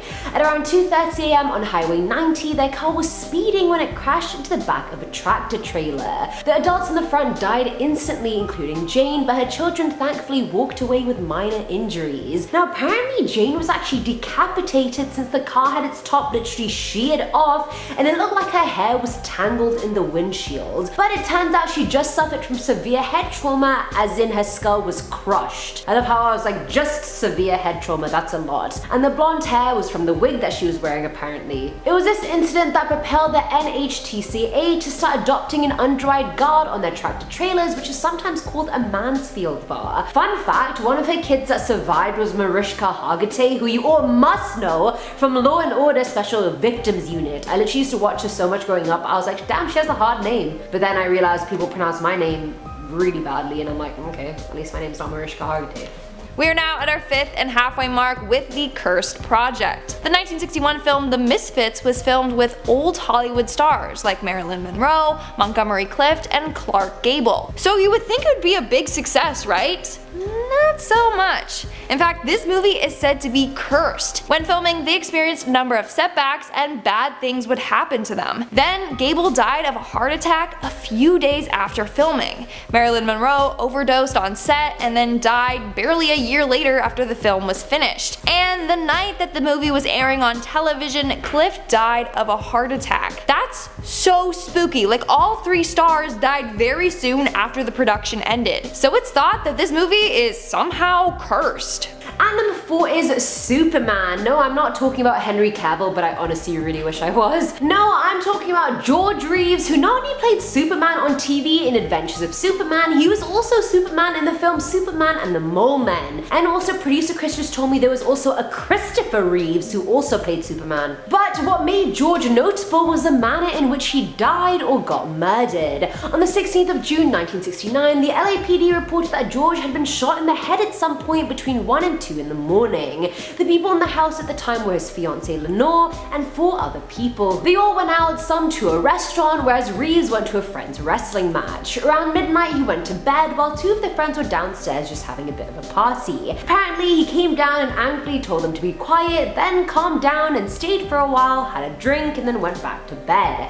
All the guests were downstairs when a while later they heard a single gunshot, and by the time they went upstairs they found him lying across the bed naked with a pistol between his feet. It looked like he had shot himself, and the friends took an awfully long time to call the police, so they were so shocked and so very drunk. One friend claimed his fiancée was actually upstairs with him and came down after the gunshot, telling everyone to tell the police she was downstairs the whole time. Alright Lenore, you're a bit shady. There was no gunpowder on Reeves' hands, no fingerprints on the gun, the bullet was found in the ceiling, yet there were also multiple bullets in the ground, yet they all only heard one gunshot. On the flip side, George was also sleeping with Fixer and MGM VP Eddie Mannix's wife Toni at the time, but you'll find out about him later, he is a douchebag. Rumor had it that Eddie had mafia ties and found out about the affair and had him killed. So either his fiancée killed him, the mafia killed him, or he actually did commit suicide. I don't know. Coming in at number 3, we have the mysterious death of Thelma Todd. At just the age of 29, Thelma Todd became a successful Hollywood star. That was until December 16th, 1935, when she was found dead in her car in Jewel Carmen's garage. Jewel Carmen was an actress and wife of Roland West, who Thelma had the occasional fling with. The cause of death was carbon monoxide poisoning. However, her car wasn't running when they found her, and it still had fuel in the tank. As a result, this has become a huge Hollywood secret. No one truly knows what happened to her. Was it accidental, or was it her ex-husband seeking revenge? Maybe it was her business partner or secret lover, maybe even her shady agent. We really don't know. Now, West did say that he locked her out, which made her seek refuge in her car, and so she may have accidentally killed herself from having the car running in a closed garage. But autopsy revealed that she had damage to her throat. One popular theory is that she died at the hands of West, who then staged her death to look like an accident. There's just a lot of secrets surrounding the case. Someone knows what happened, but to this day, we truly don't know. Now at number 2 is the fixer. Some believe any publicity is good publicity, but I mean there's legitimately bad press out there. Like if you're gonna get caught getting arrested for a DUI or you go to jail for murder, that is bad publicity. You may have heard of this before, but in Hollywood when someone gets to a bit of a sticky situation, they hire a fixer like Michael Sittrick to twist the negative stories into positive ones. I get why fixers are so important since celebrities get into shit every week, but sometimes they protect the wrong people. For example, back in 1937, Patricia Douglas, a 20-year-old actress, went to an after party for the MGM annual sales convention. And just imagine this party as a giant Hollywood frat party where people can legit do whatever they want because of how much money is just floating in the air. Either way, during the night, MGM sales exec David Ross, along with a friend, forced her to get drunk before sexually assaulting her. Patricia obviously wanted to press charges, and she did, but MGM got their fixer, Eddie Mannix, who I also mentioned beforehand, got him involved, and he made sure David's studio was never mentioned during the scandal. That in turn ruined Patricia's reputation, and Eddie somehow also got a portrayal in Hail Caesar, which is some sick kind of karma after ruining Patricia's life and God knows how many more. And in our number 1 spot, we have The Poltergeist. This 1982 film has been scaring people for years, and not just from its creepy storyline. No, the film itself is cursed. In fact, it has been named the most cursed franchise in Hollywood. Brace yourself. It's about to get creepy. So first off, the skeletons used in the rainy pool scene were real skeletons. Yeah, apparently it was cheaper to get real ones than to make fake ones. So that's probably how the film became cursed. Then while filming a scene where a character gets choked by a robot clown doll, the actor actually got choked by the doll. Steven Spielberg thought that he was just doing a really realistic performance, but then noticed that he started to turn purple. That's not all. Multiple actors from the movies died tragically either during or after filming. Dominique Dunne, who played the older sister in the first movie, got murdered right after its premiere. Then 2 other actors died from cardiac arrest, and Lou Perryman, who was Pugsley in the movie, got brutally murdered by an ex-convict.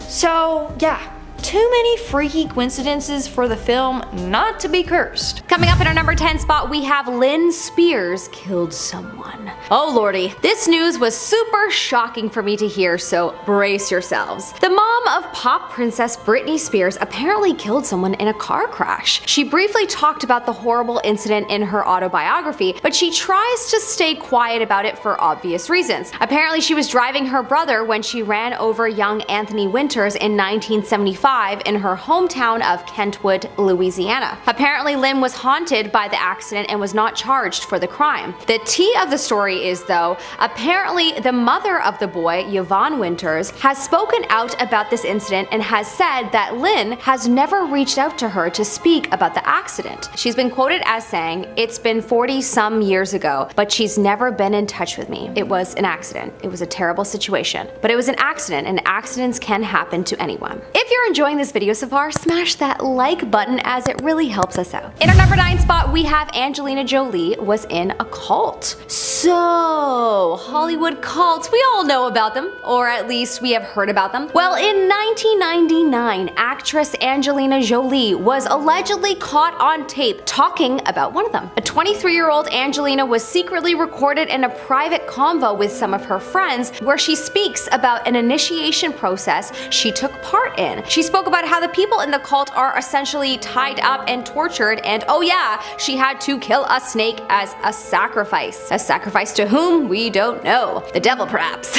After the ceremony, Angelina spoke about how she got a tattoo to represent the occasion. Yikes. Honestly, this one doesn't surprise me, as she did once wear her ex-husband's blood around her neck as a necklace, but somehow I can't picture Meryl Streep participating in something like this, so perhaps not all celebs are a part of these cults. In our number 8 spot, we have Paris Hilton and her sticky fingers. Ooh, this is a juicy one. Hilton Harris, Paris Hilton, allegedly used to have some sticky fingers. Her former bodyguard revealed her dark past to Radar Online, stating that, quote, before she was so well known, Paris used to grab jackets, jewelry, shoes, anything that wasn't nailed to the floor. The heiress allegedly even stole from parties at other celebrities' houses which she attended. Quote, at a party in the Hollywood Hills, she asked me to put a pair of shoes she liked in my jacket and walk out with them. This girl could buy 1,000 pairs of these shoes if she wanted to, so I don't know why she'd steal them. Damn, that seems like a rebellious teen acting out. If this is true, hopefully she has stopped this kind of behavior at this point.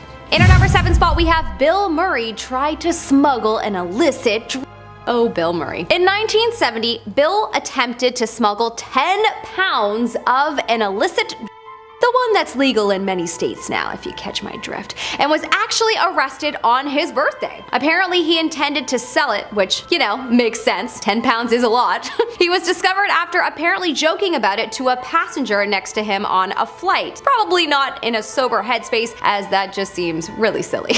Apparently he only received probation for the offense. So not necessarily a scary secret, but perhaps it's how you look at it. Arguably, it feels a bit scary that his celebrity status could have helped him escape jail when many have been imprisoned throughout the US for the very same thing. Not to mention, many are still being kept in jail even when the US government is trading a Russian war criminal to free someone who has been imprisoned for the same illicit.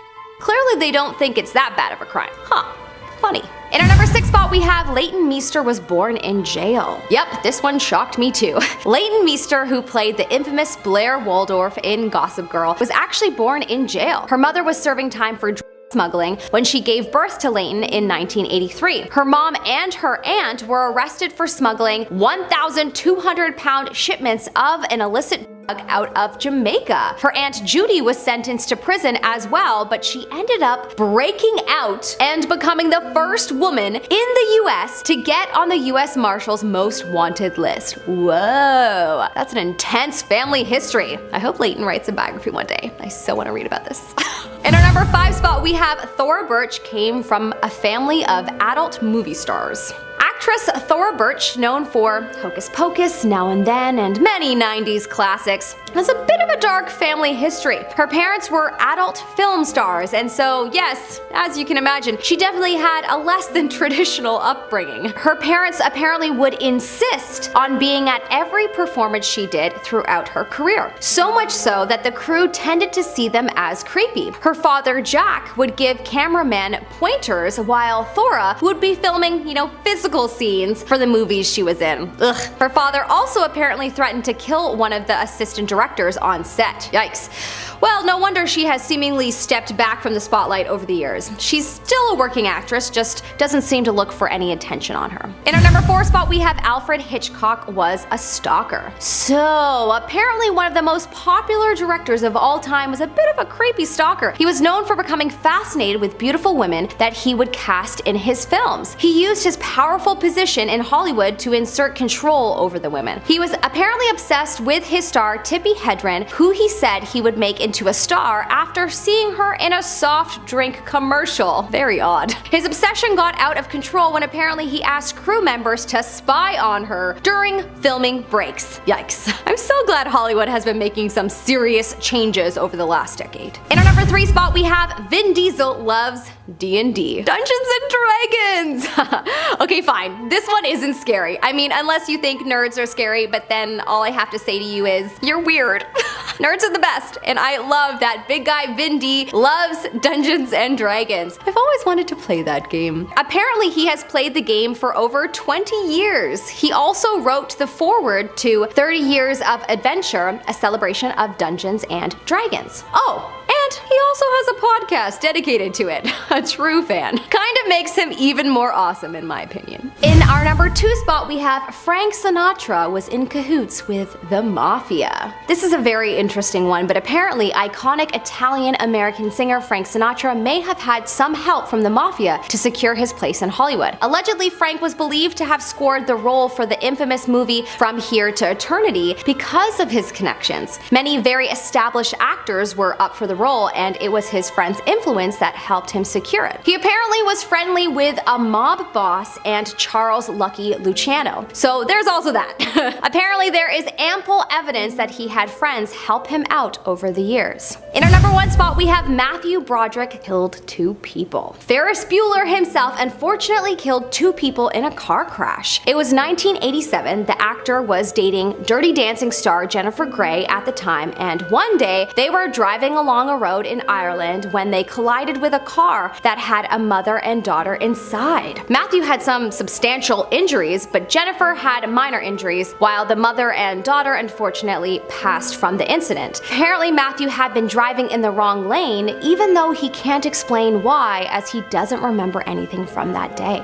In our number 10 spot, we have David Carradine. David Carradine was an incredibly famous action film star, best known for his martial arts roles, particularly the Quentin Tarantino films Kill Bill or the TV series Kung Fu. In June of 2009, David was 72 when he was found dead in his hotel room in Thailand where he was shooting a movie. At first it appeared that he had possibly taken his own life, but his death was eventually ruled accidental, which was fairly widely accepted, but his ex-wives have said that they believe it was some sort of assassination. After David's death, his widow filed a wrongful death suit against the company that was producing the film he was working on. The suit claimed that David had been left alone while everybody else headed across town for dinner, which was apparently a breach of his contract. David had an assistant from the production company, and when he reached out to the assistant an hour after they had all left the hotel, David was told that they all had left already and that David needed to figure out his own arrangements for the night. While there isn't an open investigation into his death, it is highly skeptical what his ex-wives had to say about his death, and rumors continue to swirl about what might have actually happened to him that night. It is so unfortunate that we may never fully know what went on in that hotel room. In our number 9 spot today, we have Jill Dando. Jill was an English journalist and television presenter until she was killed outside of her southwest London home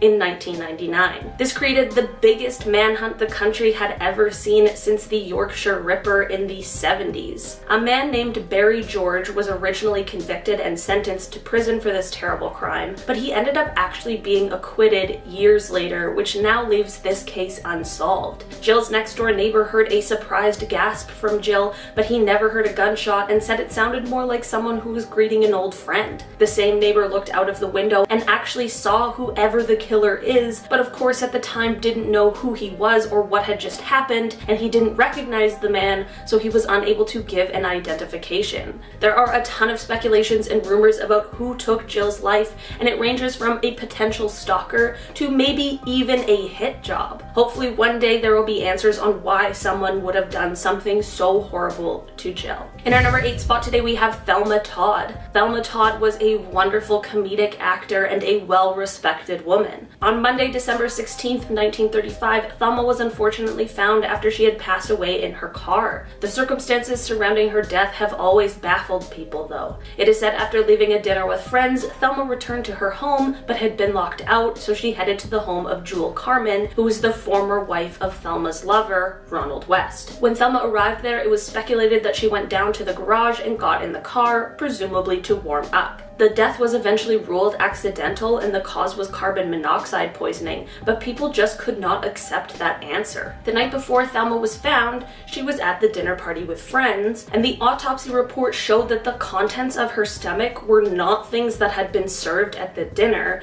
which leaves the question, Where did she go that night that has not been accounted for? Some people think that she may have taken her own life, but people close to her say they believe that that is highly unlikely. Some people accept that it may have been accidental, but some people believe that some sort of foul play was involved. In our number 7 spot today, we have Jack Nance. Jack Nance was an actor best known for the series Twin Peaks. On December 29th, 1996, Jack had lunch with a couple of friends and they noticed he had a bruise under his eye. When they asked him about it, he just said he got into it with someone outside of a donut shop and that he guessed he got what he deserved. Jack left the lunch complaining of a headache, and the next day he was found passed away in his home. It turns out his injuries had caused a subdural hematoma, which was his cause of death. This would mean whoever he got into the fight with, whether it was an accident or not, was the one who caused his death and should most certainly have to pay some kind of price for that, but no one knows who this person is or was. It really does make you wonder if this person knew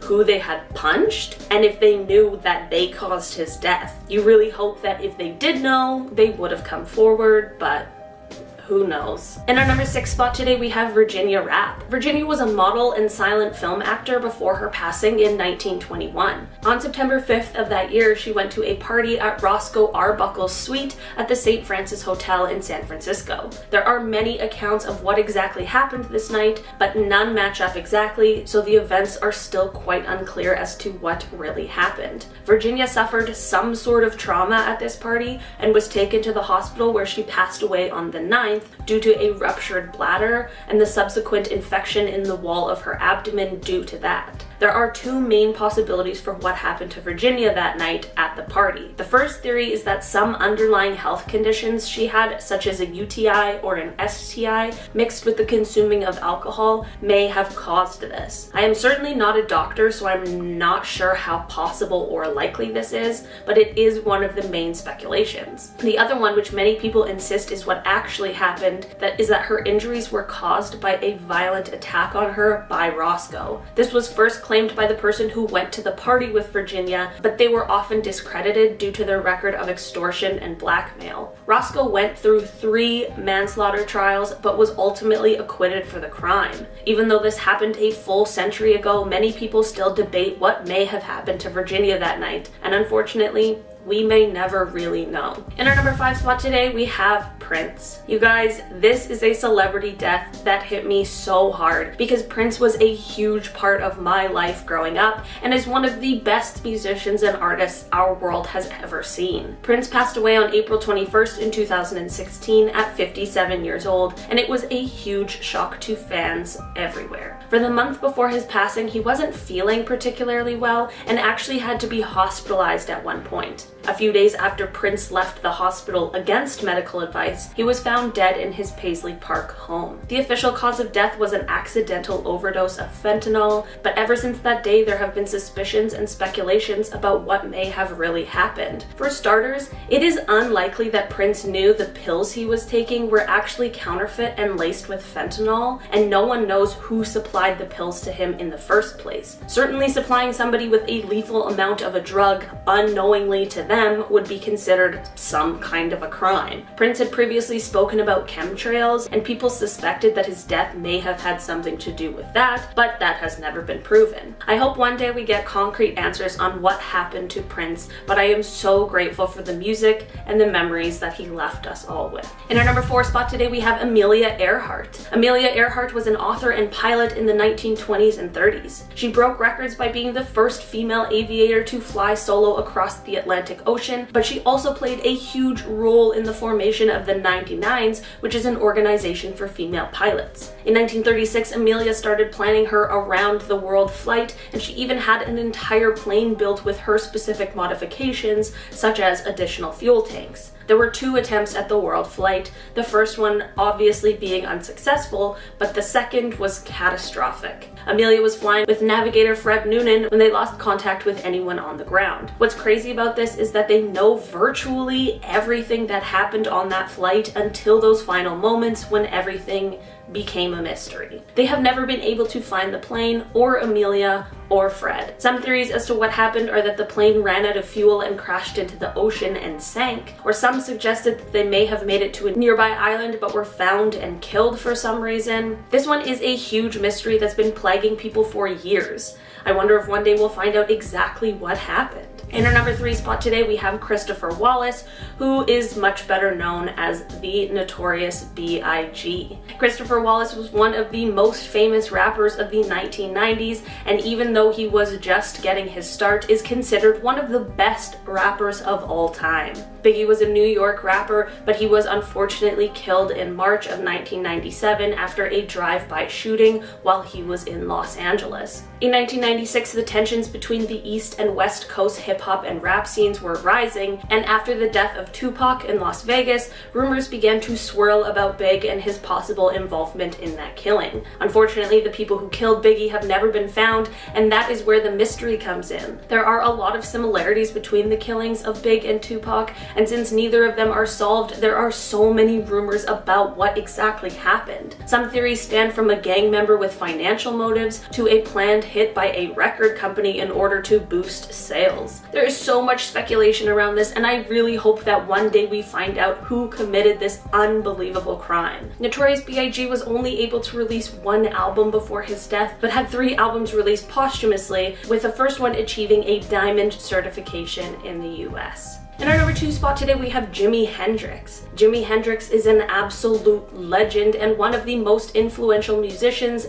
there has ever been. His life was cut tragically short when he passed away at the young age of 27 on September 18th, 1970. While his cause of death is pretty concrete, there's always been a lot of mystery and suspicion surrounding his passing. Jimi passed away from asphyxia due to aspirating on his own vomit. It turns out Jimi had taken too many sleeping pills. Some people speculate on purpose, but there's little evidence supporting that. Jimi's girlfriend at the time has changed her story multiple times, and people have even said it changed every time they spoke to her, but she was the last person to see him alive and was the one who found him and called the ambulance. Despite having called the ambulance, when paramedics arrived, she wasn't there, and she claimed to have been on the ambulance ride with Jimi, but paramedics say that that is not what happened. The coroner who examined Jimi declared his cause of death, but didn't try to determine a time of death, and also cited insufficient evidence of the circumstances. He commented, "The cause of death was clearly inhalation of vomit due to barbiturate intoxication,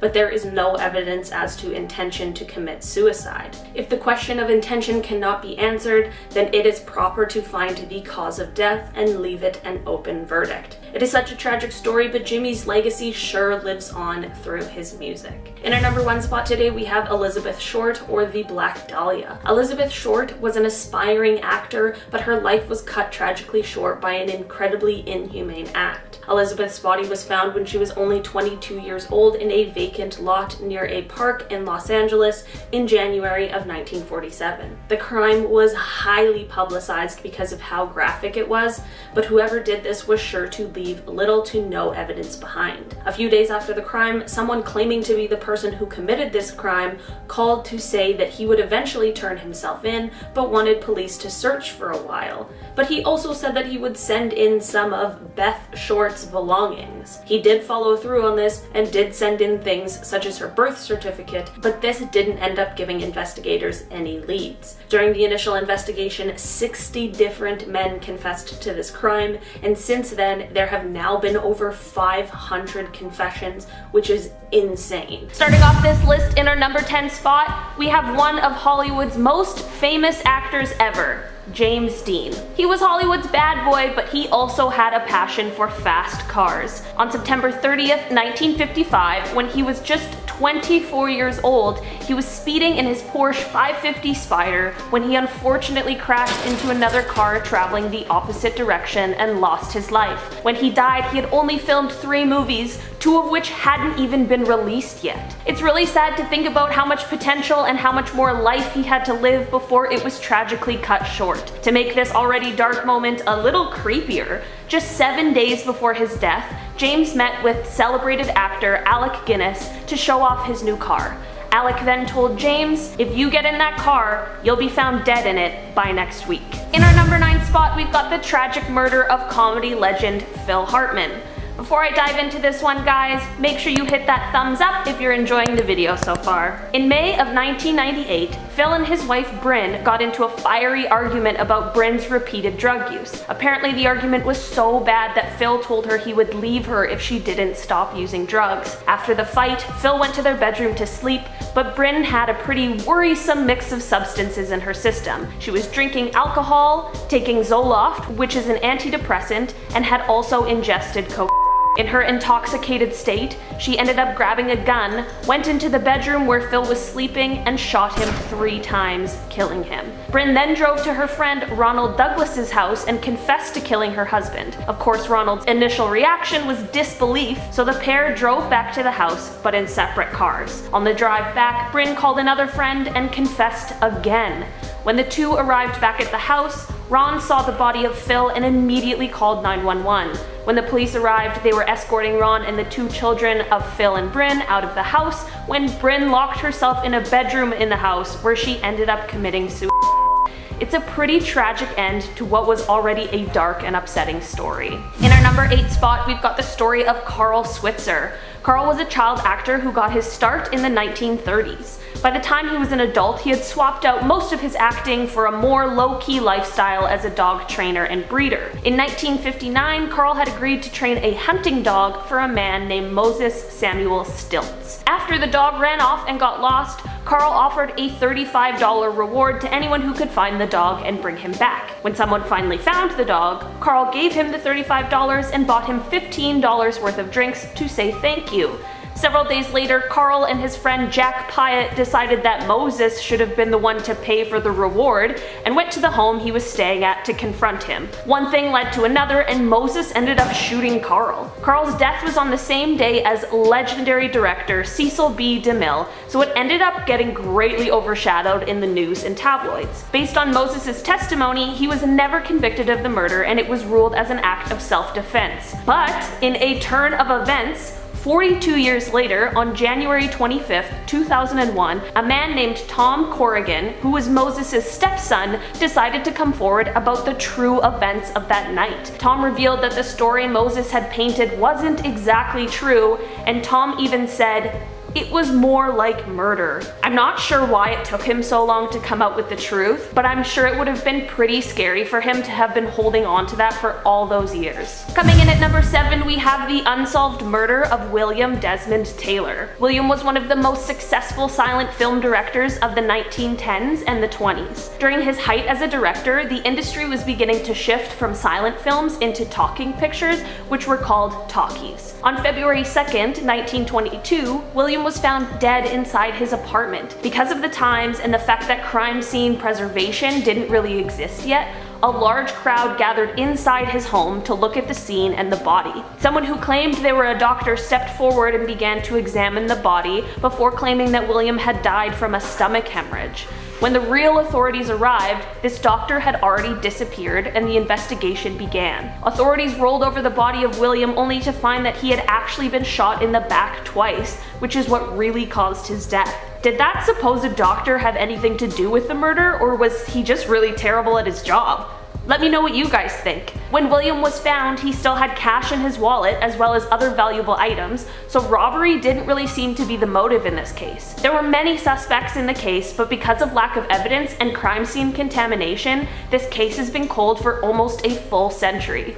I wonder if we'll ever really know what happened to William. Moving on to number 6, we have the story of 28-year-old actor Johnny Lewis. In 2012, Johnny was found dead at the home of his landlord, 81-year-old Catherine Davis. Police were called to the home after a few people who were at the home next door had been attacked by Johnny and then heard Catherine screaming next door. When police arrived, they found Johnny dead in the driveway, as well as Catherine and her cat, both dead inside the home. The investigation concluded concluded that Johnny had killed Catherine's cat, and then Catherine, and then climbed up onto the roof where he ended up falling to his death. A toxicology report showed that there were no drugs or alcohol in his system at the time of the death, which really leaves us with the question as to why this all happened. How does this seemingly normal guy just suddenly commit such an atrocious crime? While we will never know for sure, it is said that Johnny had a head injury that went untreated, so it is possible that this led to some kind of psychological disorder that could lead to extremely violent and angry outbursts. Coming in at our number 5 spot, we have a story about Loretta Young.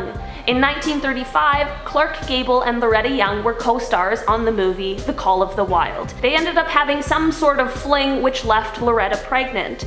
Because of the times and the fact that they were unwed, this of course would have caused a major scandal.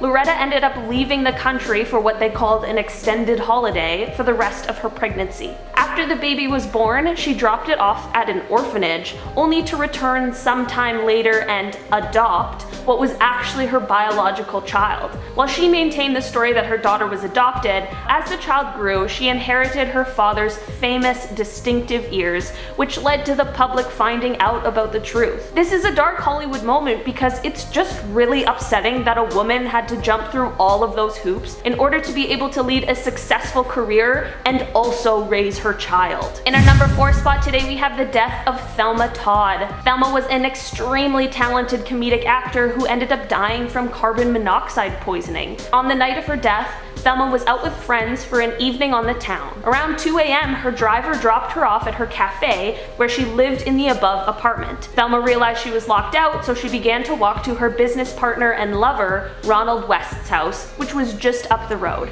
She went down into the garage and sat in a car, and little is known about what happened after. The next morning, her longtime maid came down into the garage to grab Thelma's car for her, which was their regular morning routine, but instead she tragically found Thelma slumped over in the driver's seat. The death was ruled an accident, and it is said that she turned the car on to warm up, but with the garage doors closed, she ended up accidentally poisoning herself and passed out at the wheel. Thelma was 29 years old at the time and was at the peak of her career, so seems pretty unlikely. She had no marks on her body except for a bruise on her lip, which is said to have been from hitting her face on the steering wheel. There's a lot of speculation that Ronald was involved in her death, and some say he even confessed to it on his deathbed, but all of these claims have never been proven. Coming in at number 3, we have the stabbing death of Johnny Stompanato. In 1958, Johnny was found dead in famous actress Lana Turner's home. Lana's 14-year-old daughter Cheryl confessed to stabbing him, saying that he had attacked her mom after an argument the two were having. While the courts ruled that the killing was justified, this did not stop rumors from swirling about what people speculated really happened. The most common was that Lana had actually murdered her boyfriend, but her daughter took the fall since the court wouldn't be as harsh on a minor. But in a darker, even more upsetting rumor, people claimed that Lana had caught Johnny and her daughter in bed, which led her to kill him, and then made her daughter take the blame. I don't think that this version is true, or at least I really hope it isn't, but I obviously wasn't there, so anything is possible. In our number 2 spot, we have the story of Sid Vicious. Sid, whose real name is John Simon Ritchie, was a bassist and singer for the most famous British rock band, the Pistols. On October 12, 1978, an employee of the Chelsea Hotel got a mysterious phone call which alerted them to trouble in room 100. When authorities arrived to the room, they found Sid, who was extremely high on drugs, and Sid's girlfriend at the time, Nancy Spungen, dead in the bathroom from a stab wound to the stomach. Sid was subsequently arrested and charged with Nancy's murder. 10 days after this incident, Sid attempted which led him to getting sent to the Bellevue Hospital, where he later tried to commit again. He tried to jump out of a window, yelling something like, "I want to be with my Nancy," before being pulled back inside by hospital staff. On February 1st, 1979, almost 4 months after Nancy's death, Sid ended up overdosing on His friends actually ended up reviving him, but he passed away the next morning. After his death, his mother said that she found a note in his pocket that read, "We had a death pact, and I have to keep my end of the bargain. Please bury me next to my baby. Bury me in my leather jacket, jeans, and motorcycle boots." goodbye. Sadly, this note wasn't found until after he had already been cremated, but even if it was found earlier, Nancy had been buried in a Jewish cemetery and Sid wouldn't have been allowed to be buried there. It is still unclear what happened that night that Nancy died. Some theories include that a drug dealer had done it while Sid was out cold from the drugs he had ingested. Some think the pair really did have some sort of pact that really went awry, and of course some people really do believe that Sid was solely responsible, whether it was drug-induced psychosis or simply just a troubled young man committing a really horrifying crime. Whatever really happened, it is so tragic that 2 young people ended up losing their lives. In our number 1 spot today, guys, we have one of the most, if not the most famous Hollywood murders there have ever been. The murder of Sharon Tate. Sharon Tate was an actor and model who was praised as one of Hollywood's most promising newcomers. Sharon lived with her husband Roman Polanski at a rental home in Los Angeles, and the two were expecting a baby together as Sharon was 8.5 months pregnant. On August 8, 1969, Sharon was having some friends over at her house while Roman was away working in London. Unfortunately, on this night, 5 members of the Manson family, if you can call them that, chose this house to target for their disgusting and evil plans. When these monsters arrived at the house, some of the most horrific acts ensued, which left 5 people, as well as Sharon's unborn child, dead.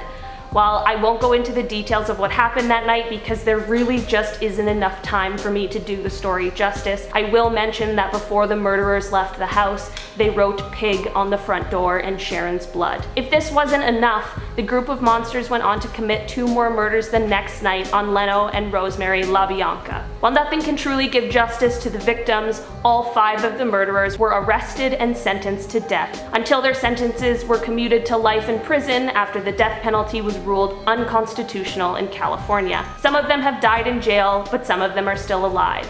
They have all applied for parole many times, but are denied every time. Starting off this countdown, we have the divas. Sometimes when you're rich and famous and used to getting pampered, it all goes to your head. You start off as someone who would do anything to get a role in a big film. But once you're already up there, you stop trying and maybe develop a bit of a diva attitude. Now, there are several celebrities that are known for being divas, and as a result, no one really wants to work with them anymore. They ruined their reputation. First off, we have Katherine Heigl. Apparently, she's one of the most hated actors in Hollywood. So for starters, on set she has complained about wardrobe issues, she has refused to get out of her trailer to film, and apparently she questions the script every single day on set. Then in 2008, she said she didn't want her Emmy nomination for her role in Grey's Anatomy because she felt like the writing on the show was bad. Another one that shocked me is Ben Stiller. Oh, I love him, but apparently he's whiny, demanding, and terrible to work with. And then Julia Roberts in the 90s movie Hook was also a diva, and the director, Steven Spielberg, even named her Tinkerhell. She played Tinkerbell, so Tinkerhell. It's funny. Good job, Steven. Coming in at number 9 is discrimination. Now this one is no secret by any means. It's been given a lot of media attention in recent years, but that doesn't make it any less scary. Take this in. In the history of the Academy Awards, only 1 woman has ever won for directing, and that was Kathryn Bigelow for The Hurt Locker back in 2008. Still, that happened over 12 years ago. Surely we've progressed forward as a society and industry that we aren't still that sexist. And sexism and gender equality isn't the only form of discrimination the industry has. There's also huge discrimination against people of color. Only 1 African American in the history of the Academy Awards has won an award, and that was Jordan Peele for Get Out. That award alone has only ever nominated 5 women and 5 African Americans. It's shocking. And it's good to note that I hope people realize that including black nominees doesn't necessarily mean they've solved diversity. What about South Asian nominees, East Asian, Latin, I could go on. Back in 2016, 96% of decision makers in Hollywood were white and 87% of them were male. Forget winning awards, even roles in movies lack so much diversity. The majority of roles and lines are given to white people and mostly just men. In 2016, only 31.4% of speaking characters were women. This is such a problem in the industry, and I don't think people realize how serious it truly is. Moving on to number 8, we have Elijah Wood. Several years before the Me Too movement exposed big Hollywood names, Elijah Wood Hollywood actually came out and addressed Hollywood's predatory problems, especially towards young stars. He exposed specifics of Harvey Weinstein and other big Hollywood stars. He also said that as a child he was never allowed to go to Hollywood parties because people of power would take advantage of the young stars there. He said, and I quote, "If you're innocent, you have very little knowledge of the world and you want to succeed. People with parasitic interests will see you as their prey. What upsets me about these situations is that the victims can't speak as loudly as the people in power." But no one listened to him. He tried to expose them and stop these disgusting things from happening. Instead, he got boycotted by major studios because of this. Like, hello, he tried to warn everyone and make a change, and he got in trouble for it? It wasn't until years later that Weinstein and everyone else got exposed and cancelled. Filling at number 7 slot is Charlize Theron, who has the same birthday as me, so I just love her, and yes, I found that out when I googled celebrities with the same birthday as me when I was like 12. Now this South African beauty is known for her versatile acting with roles in movies like Monster, Hancock, Mad Max, Fury Road, and more. But her backstory in early life is a lot darker than people know. She grew up near Johannesburg with her mum Gerda and her dad Charles. Her childhood was rough because her dad was a huge alcoholic and would threaten Gerda and Charlize whenever he was under the influence. Charles wouldn't hurt her, but he would physically attack her mum. One night in June of 1991, he got angry and fired shots at both of them. During that altercation, Gerda ran and grabbed her own handgun that she had kept hidden in case of an incident like this and shot back at him. Her shots killed him while Charlize watched it all happen at the tender age of 16. Thankfully, it was looked at as self-defense and Gerda never faced any charges. This one was kept so under wraps and it was done so well. I've seen so many of her interviews and movies and never once have I heard about this. Making our way down the list, number 6, we have the publicity stunts. I mean, there's no shocker here. If you want to get the public's attention back on you, all you gotta do is something extravagant. Maybe dye your hair, get the paparazzi to take an embarrassing photo of you, or in this case, date and break up with another big star. Stars do this all the time. They will get together just to promote their new movie or show or song together and then break up at a time that's convenient for them. This attracts a lot of attention and the movies or shows or whatever fare way better. For example, people think Kim Kardashian's marriage with Chris Humphries was just all a sham. Or Jennifer Aniston and Vince Vaughn. I didn't even know they dated. That for sure was a publicity stunt. No offense, but how does Jen go from Brad Pitt to Vince Vaughn? Doesn't make sense. Another example would be how Anna Faris and Chris Pratt broke up just a month before her book launched. Impeccable timing. Now, what's scary is how half the time these celebs have no say in this. They're forced into doing whatever their managers think is best for them, even if that means dating someone they have no interest in. They literally get stripped from their own free will. Coming in at number 5 are child stars. Honestly, this is sad because there's only a handful of child actors that didn't burn out or just have their career die the second they stop being cute. Having that much attention on you, that much responsibility and fame at such a young age really messes up your psyche. Child actor Martha Plimpton made her film debut at 11 years old and said when children's lives become all about external validation, that can set them up horribly. Because what's adorable when you're 12 isn't when you're 25, which is very accurate. She went on to say when you stop getting calls about roles and auditions, you start thinking how you can replicate that high until you do everything you can to stay in the spotlight. That may explain child star Amanda Bynes' behavior over the past few years, Lindsay Lohan's, Justin Bieber, even Miley Cyrus when she went through that whole phase. If anything, the only unproblematic child stars I can think of are the Sprouse twins or the Olsen twins. I mean, yes, they're a bit coked up and all, but other than that, they seem fine. What is it with twins and being fine? It makes sense that these stars try to get attention any way they can. Child stars are exploited as soon as you put them in the spotlight, whether they're being treated well or not. A brain that young just isn't able to cope with that much attention, and it shouldn't be. So I feel like child stars should definitely just not be a thing.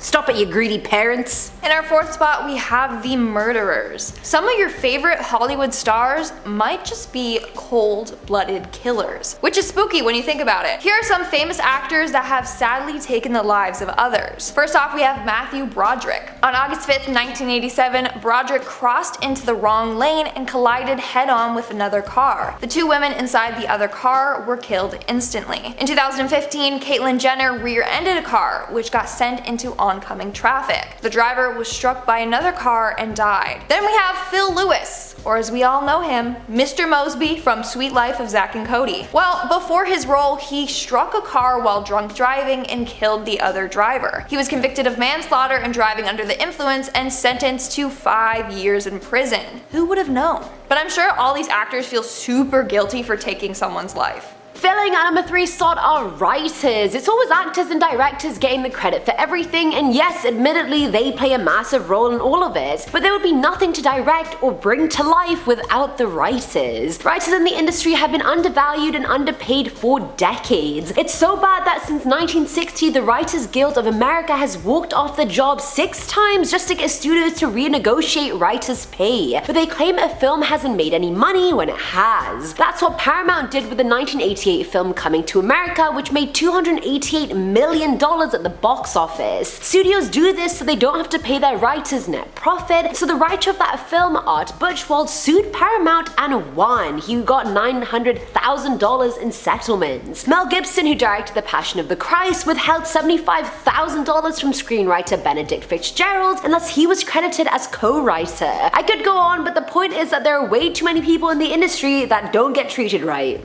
That's all I'm gonna say. Coming in at number 2, we have Natalie Wood. On November 29th, 1981, 43-year-old actress Natalie Wood was found dead floating face down in the Pacific Ocean. She was wearing just her nightgown and socks. So a couple days prior, Natalie, her husband Robert Wagner, Christopher Walken, and yacht captain Dennis Davern headed out on a yacht. Little did she know that she would not return home. The thing is, no one knows what really happened to her. Some say she slipped off the deck and fell into the water, while others are convinced that Wagner or Walken have something to do with it, or they at least know what happened. One theory is that Natalie and Christopher were having an affair. Wagner found out about it, got mad, and pushed her off the yacht. Wagner seems to be the prime suspect, but many people think that Walken knows exactly what happened. I mean, he barely even talked about the case, and on the rare occasion that he did, he would call it an accident. And he was absent from the documentary about her. I mean, he was on the boat. He should have been interviewed for the documentary. I don't know, I'm getting the vibe that he knows what happened and feels guilty about it. And finally, at number 1 is Scotty Bowers. Now, this infamous gay US Marine worked as a Hollywood pimp from the 40s to the 80s, and apparently this man would set up all the Hollywood stars with whoever they wanted. Being heterosexual was all you could be back then in the public eye, but Scotty would let the actors choose whichever sex they wanted to be with, and apparently had a menage a trois with Lana Turner and Ava Gardner. Scotty was working as a gas station attendant at a gas station close to all the Hollywood studio lots back in the day. He got his start sleeping with actor Walter Pidgeon, who then spread word about him and the money started rolling in. Scotty then expanded it to a trailer with beds and glory holes and so on, and he apparently set up Katharine Hepburn with 150 gorgeous brunette women. Studios and agents pressured all their talent to be straight, that what other outlet did they have? Rock Hudson was literally forced to marry his lesbian secretary Phyllis Gates. Apparently Bowers slept with so many stars but had never seen any of their movies. He even had his own wife Betty and a daughter, but was so busy in the brothel he would only sleep at home a few times a year. Eventually the petrol pump slash brothel became way too well known, which meant a police raid could have occurred and people could have been arrested. A documentary about him came out in 2017, and Dylan McDermott even portrayed him in the 2020 miniseries Hollywood. Now that's something I gotta see. Starting off in our number 10 spot, we have Dog the Bounty Hunter. Dwayne Lee Chapman Sr., better known as Dog the Bounty Hunter, has amassed a following for chasing down wanted criminals and bringing them to justice. But something that is little known is his dark past before he became the bounty hunter we all know today. In 1976, Dog was sentenced to 5 years in jail. He was 23 at the time of the incident and was waiting in a getaway car when his friend shot and killed an alleged drug dealer during a fight over what we'll call the business. This led to Dog's conviction as well as his divorce from his first wife, LaFonda Honeycutt. He only ended up serving 18 months of his sentence before being paroled and going on to become the man we know today. In our number 9 spot today, we have David Spade. David Spade is a comedian who has been in our lives for many years. He's known for his time on SNL, his 2003 starring role in Dickie Roberts' Child Star, or more recently his new Netflix special, just to name a few. David's quirky personality covers a past that is sprinkled with loss. David's father abandoned his family when he was just 4 years old, but would show up sporadically promising things to David and his brothers only to never show up and fulfill those promises. It doesn't end there though. Not only did David's stepdad unfortunately end up taking his own life, but so did his sister-in-law, fashion designer Kate Spade. If all of this wasn't enough for one person, David was also robbed and harmed by his assistant in 2000. His assistant broke into his home, attacked him, and used a taser on him before David was able to escape the attack and lock himself in his bathroom with protection. It seems as though David just can't quite catch a break. In our number 8 spot today we have Ringo Starr. One quarter of the Beatles, Ringo Starr of course was rocketed to superstardom along with the rest of his bandmates, but prior to this life he had quite a scary and rocky time that meant things could have gone quite differently for the musician. Earlier on in his life, Ringo found himself with appendicitis. After this, he then contracted peritonitis, which put him into a coma. Eventually, he thankfully woke up, but this wasn't the end of his health struggles. His condition meant that for the next year he had to stay in the hospital. During his time here, he then went on to contract tuberculosis, which caused him to have to add another 2 years onto his hospital stay. That would be an absolute whirlwind of things to have happened to you. It seems as though there might have been something larger at play though, because not only did he of course end up getting better, but during his lengthy hospital stay is where he received his very first drum set, which one can only assume is what led to his later superstardom. In our number 7 spot today we have Dane Cook. Less of a secret and more of just a dark past, you may or may not know that the comedian Dane Cook was in a position where he had to take his own brother to court. Dane's brother Daryl served as Dane's manager from the early 1990s until 1998, and Dane later found out that during this time, Daryl and his wife had stolen about $12 million from Dane, of course without his knowledge. That's a huge amount of money, and it of course had Dane involving the authorities. In the end, Daryl pleaded guilty to larceny, embezzlement, and forgery among other charges. In addition to being required to pay back the millions of dollars that they stole, Daryl received a prison sentence of 6 years with 16-year probation, and his wife, who was also in on the whole fraud thing, received 3 years in prison and a 13-year probation. In our number 6 spot today we have Stephen Colbert. One of America's favorite late night TV hosts is Stephen Colbert. While covering current topics and conducting interviews, he brings a lot of joy and humor to his show, but this certainly doesn't mean that he hasn't had his fair share of struggles. A few years ago, after the tragic and shocking deaths of Kobe and Gianna Bryant that truly shocked the world, Stephen spoke on his show about a tragic loss that he himself had to endure early on in his life. His father and 2 of his older brothers were on Eastern Airlines Flight 212 when it crashed due to a pilot error in North Carolina on September 11th, 1974. This would be an unimaginable loss for anybody. Stephen has since used this tragedy to fuel his comedy career, using the dark place he was in to bring joy to others. In our number 5 spot today we have Jack Nance. So this one isn't like some of the others on this list, but the story really has just stuck with me ever since I heard it. Jack Nance was an actor best known for the series Twin Peaks. On December 29th, 1996, Jack had lunch with a couple of friends and they noticed he had a bruise under his eye. When they asked him about it, he just said that he had gotten into it with someone outside of a donut shop and that he guessed he got what he deserved. Jack left the lunch complaining of a headache, and the next day he was found passed away in his home. It turns out his injuries had caused a subdural hematoma, which was his cause of death. This would mean that the fight he had gotten into was likely the cause of death in the end, whether accidental or not. It just makes me wonder who he got into a fight with, what it was over, and if that other person knows what happened after. In our number 4 spot today we have Woody Harrelson. This is one that has less to do with the past of the actor and more to do with the past of his father, Charles Harrelson. While Woody has definitely played characters where he has been some sort of a person who took the lives of others, as it turns out these characters could have been based off of his father, who is said to have been a high-level hitman who worked for different mobsters. Of course, as you would expect in a life like that, Charles is said to have been in and out of jail a lot during Woody's life growing up, but in 1970 1979, he was sentenced to 2 life terms after it was found that he had allegedly been involved in the death of a judge after being hired by a drug dealer who would later go on to testify against him. In the early 90s, Charles attempted but was unsuccessful in trying to escape from prison, and in 2007 he passed away in jail from a heart attack. In our number 3 spot today we have Matthew Broderick. This is a tragedy that took place quite a while ago, but it is something that definitely still lives with all of those who were involved. Back in 1987, Matthew was in Northern Ireland with his then girlfriend Jennifer Grey. Matthew was 25, he was a new rising star from the success of Ferris Bueller's Day Off, and Jennifer herself was about to see quite the rise to fame with the upcoming release of Dirty Dancing. While the two were on this vacation, on one fateful day they were driving with Matthew at the wheel when they ended up colliding head-on with another car. Sadly, the 2 passengers in the other vehicle, 63-year-old Margaret Doherty and her daughter 28-year-old Anne Gallagher, both passed away as a result of the crash.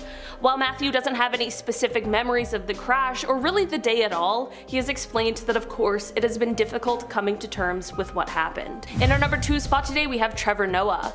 Trevor is a show host and comedian that many people enjoy, but life wasn't always as it seems to be now for the charismatic star. It turns out that Trevor, and more so his mother, endured some absolutely wild things earlier on in his life. It started when his mother remarried to a man who would later prove to be quite harmful to both of them. This only escalated to a new level in 2009 when Noah received news that this new husband ended up trying to take the life of his own mother by shooting her. She was hit once in the leg and once in the back of the head, but she was miraculously able to survive, which is truly unbelievable. It is no doubt why Noah speaks so highly of his mother. In an interview in 2016, he said, "I thought that I was the hero of my story, but in writing it I came to realize over time that my mom was the hero." He went on to say, quote, "I was lucky enough to be in the shadow of a giant." In our number 1 spot today we have Allison Mack. On April 20th, 2018, the former Smallville star was arrested in Brooklyn for her part in a horrifying cult called NXIVM. You may have already heard about this cult before, but if not, between 1998 and 2018, this cult developed a following under the guise of some sort of personal development group. That truly is one of the worst parts of this cult, that most of the people who ended up being a part of it were really just setting out to better their own lives and somehow found themselves being manipulated by these evil people. Like I mentioned, this cult was a guise for horrible things that they were doing, and Allison worked to help recruit women who believed that they were joining a female mentorship group. In the end, Allison found herself sentenced to 3 years in prison, which many believe isn't a punishment that fully reflects the severity of her crimes.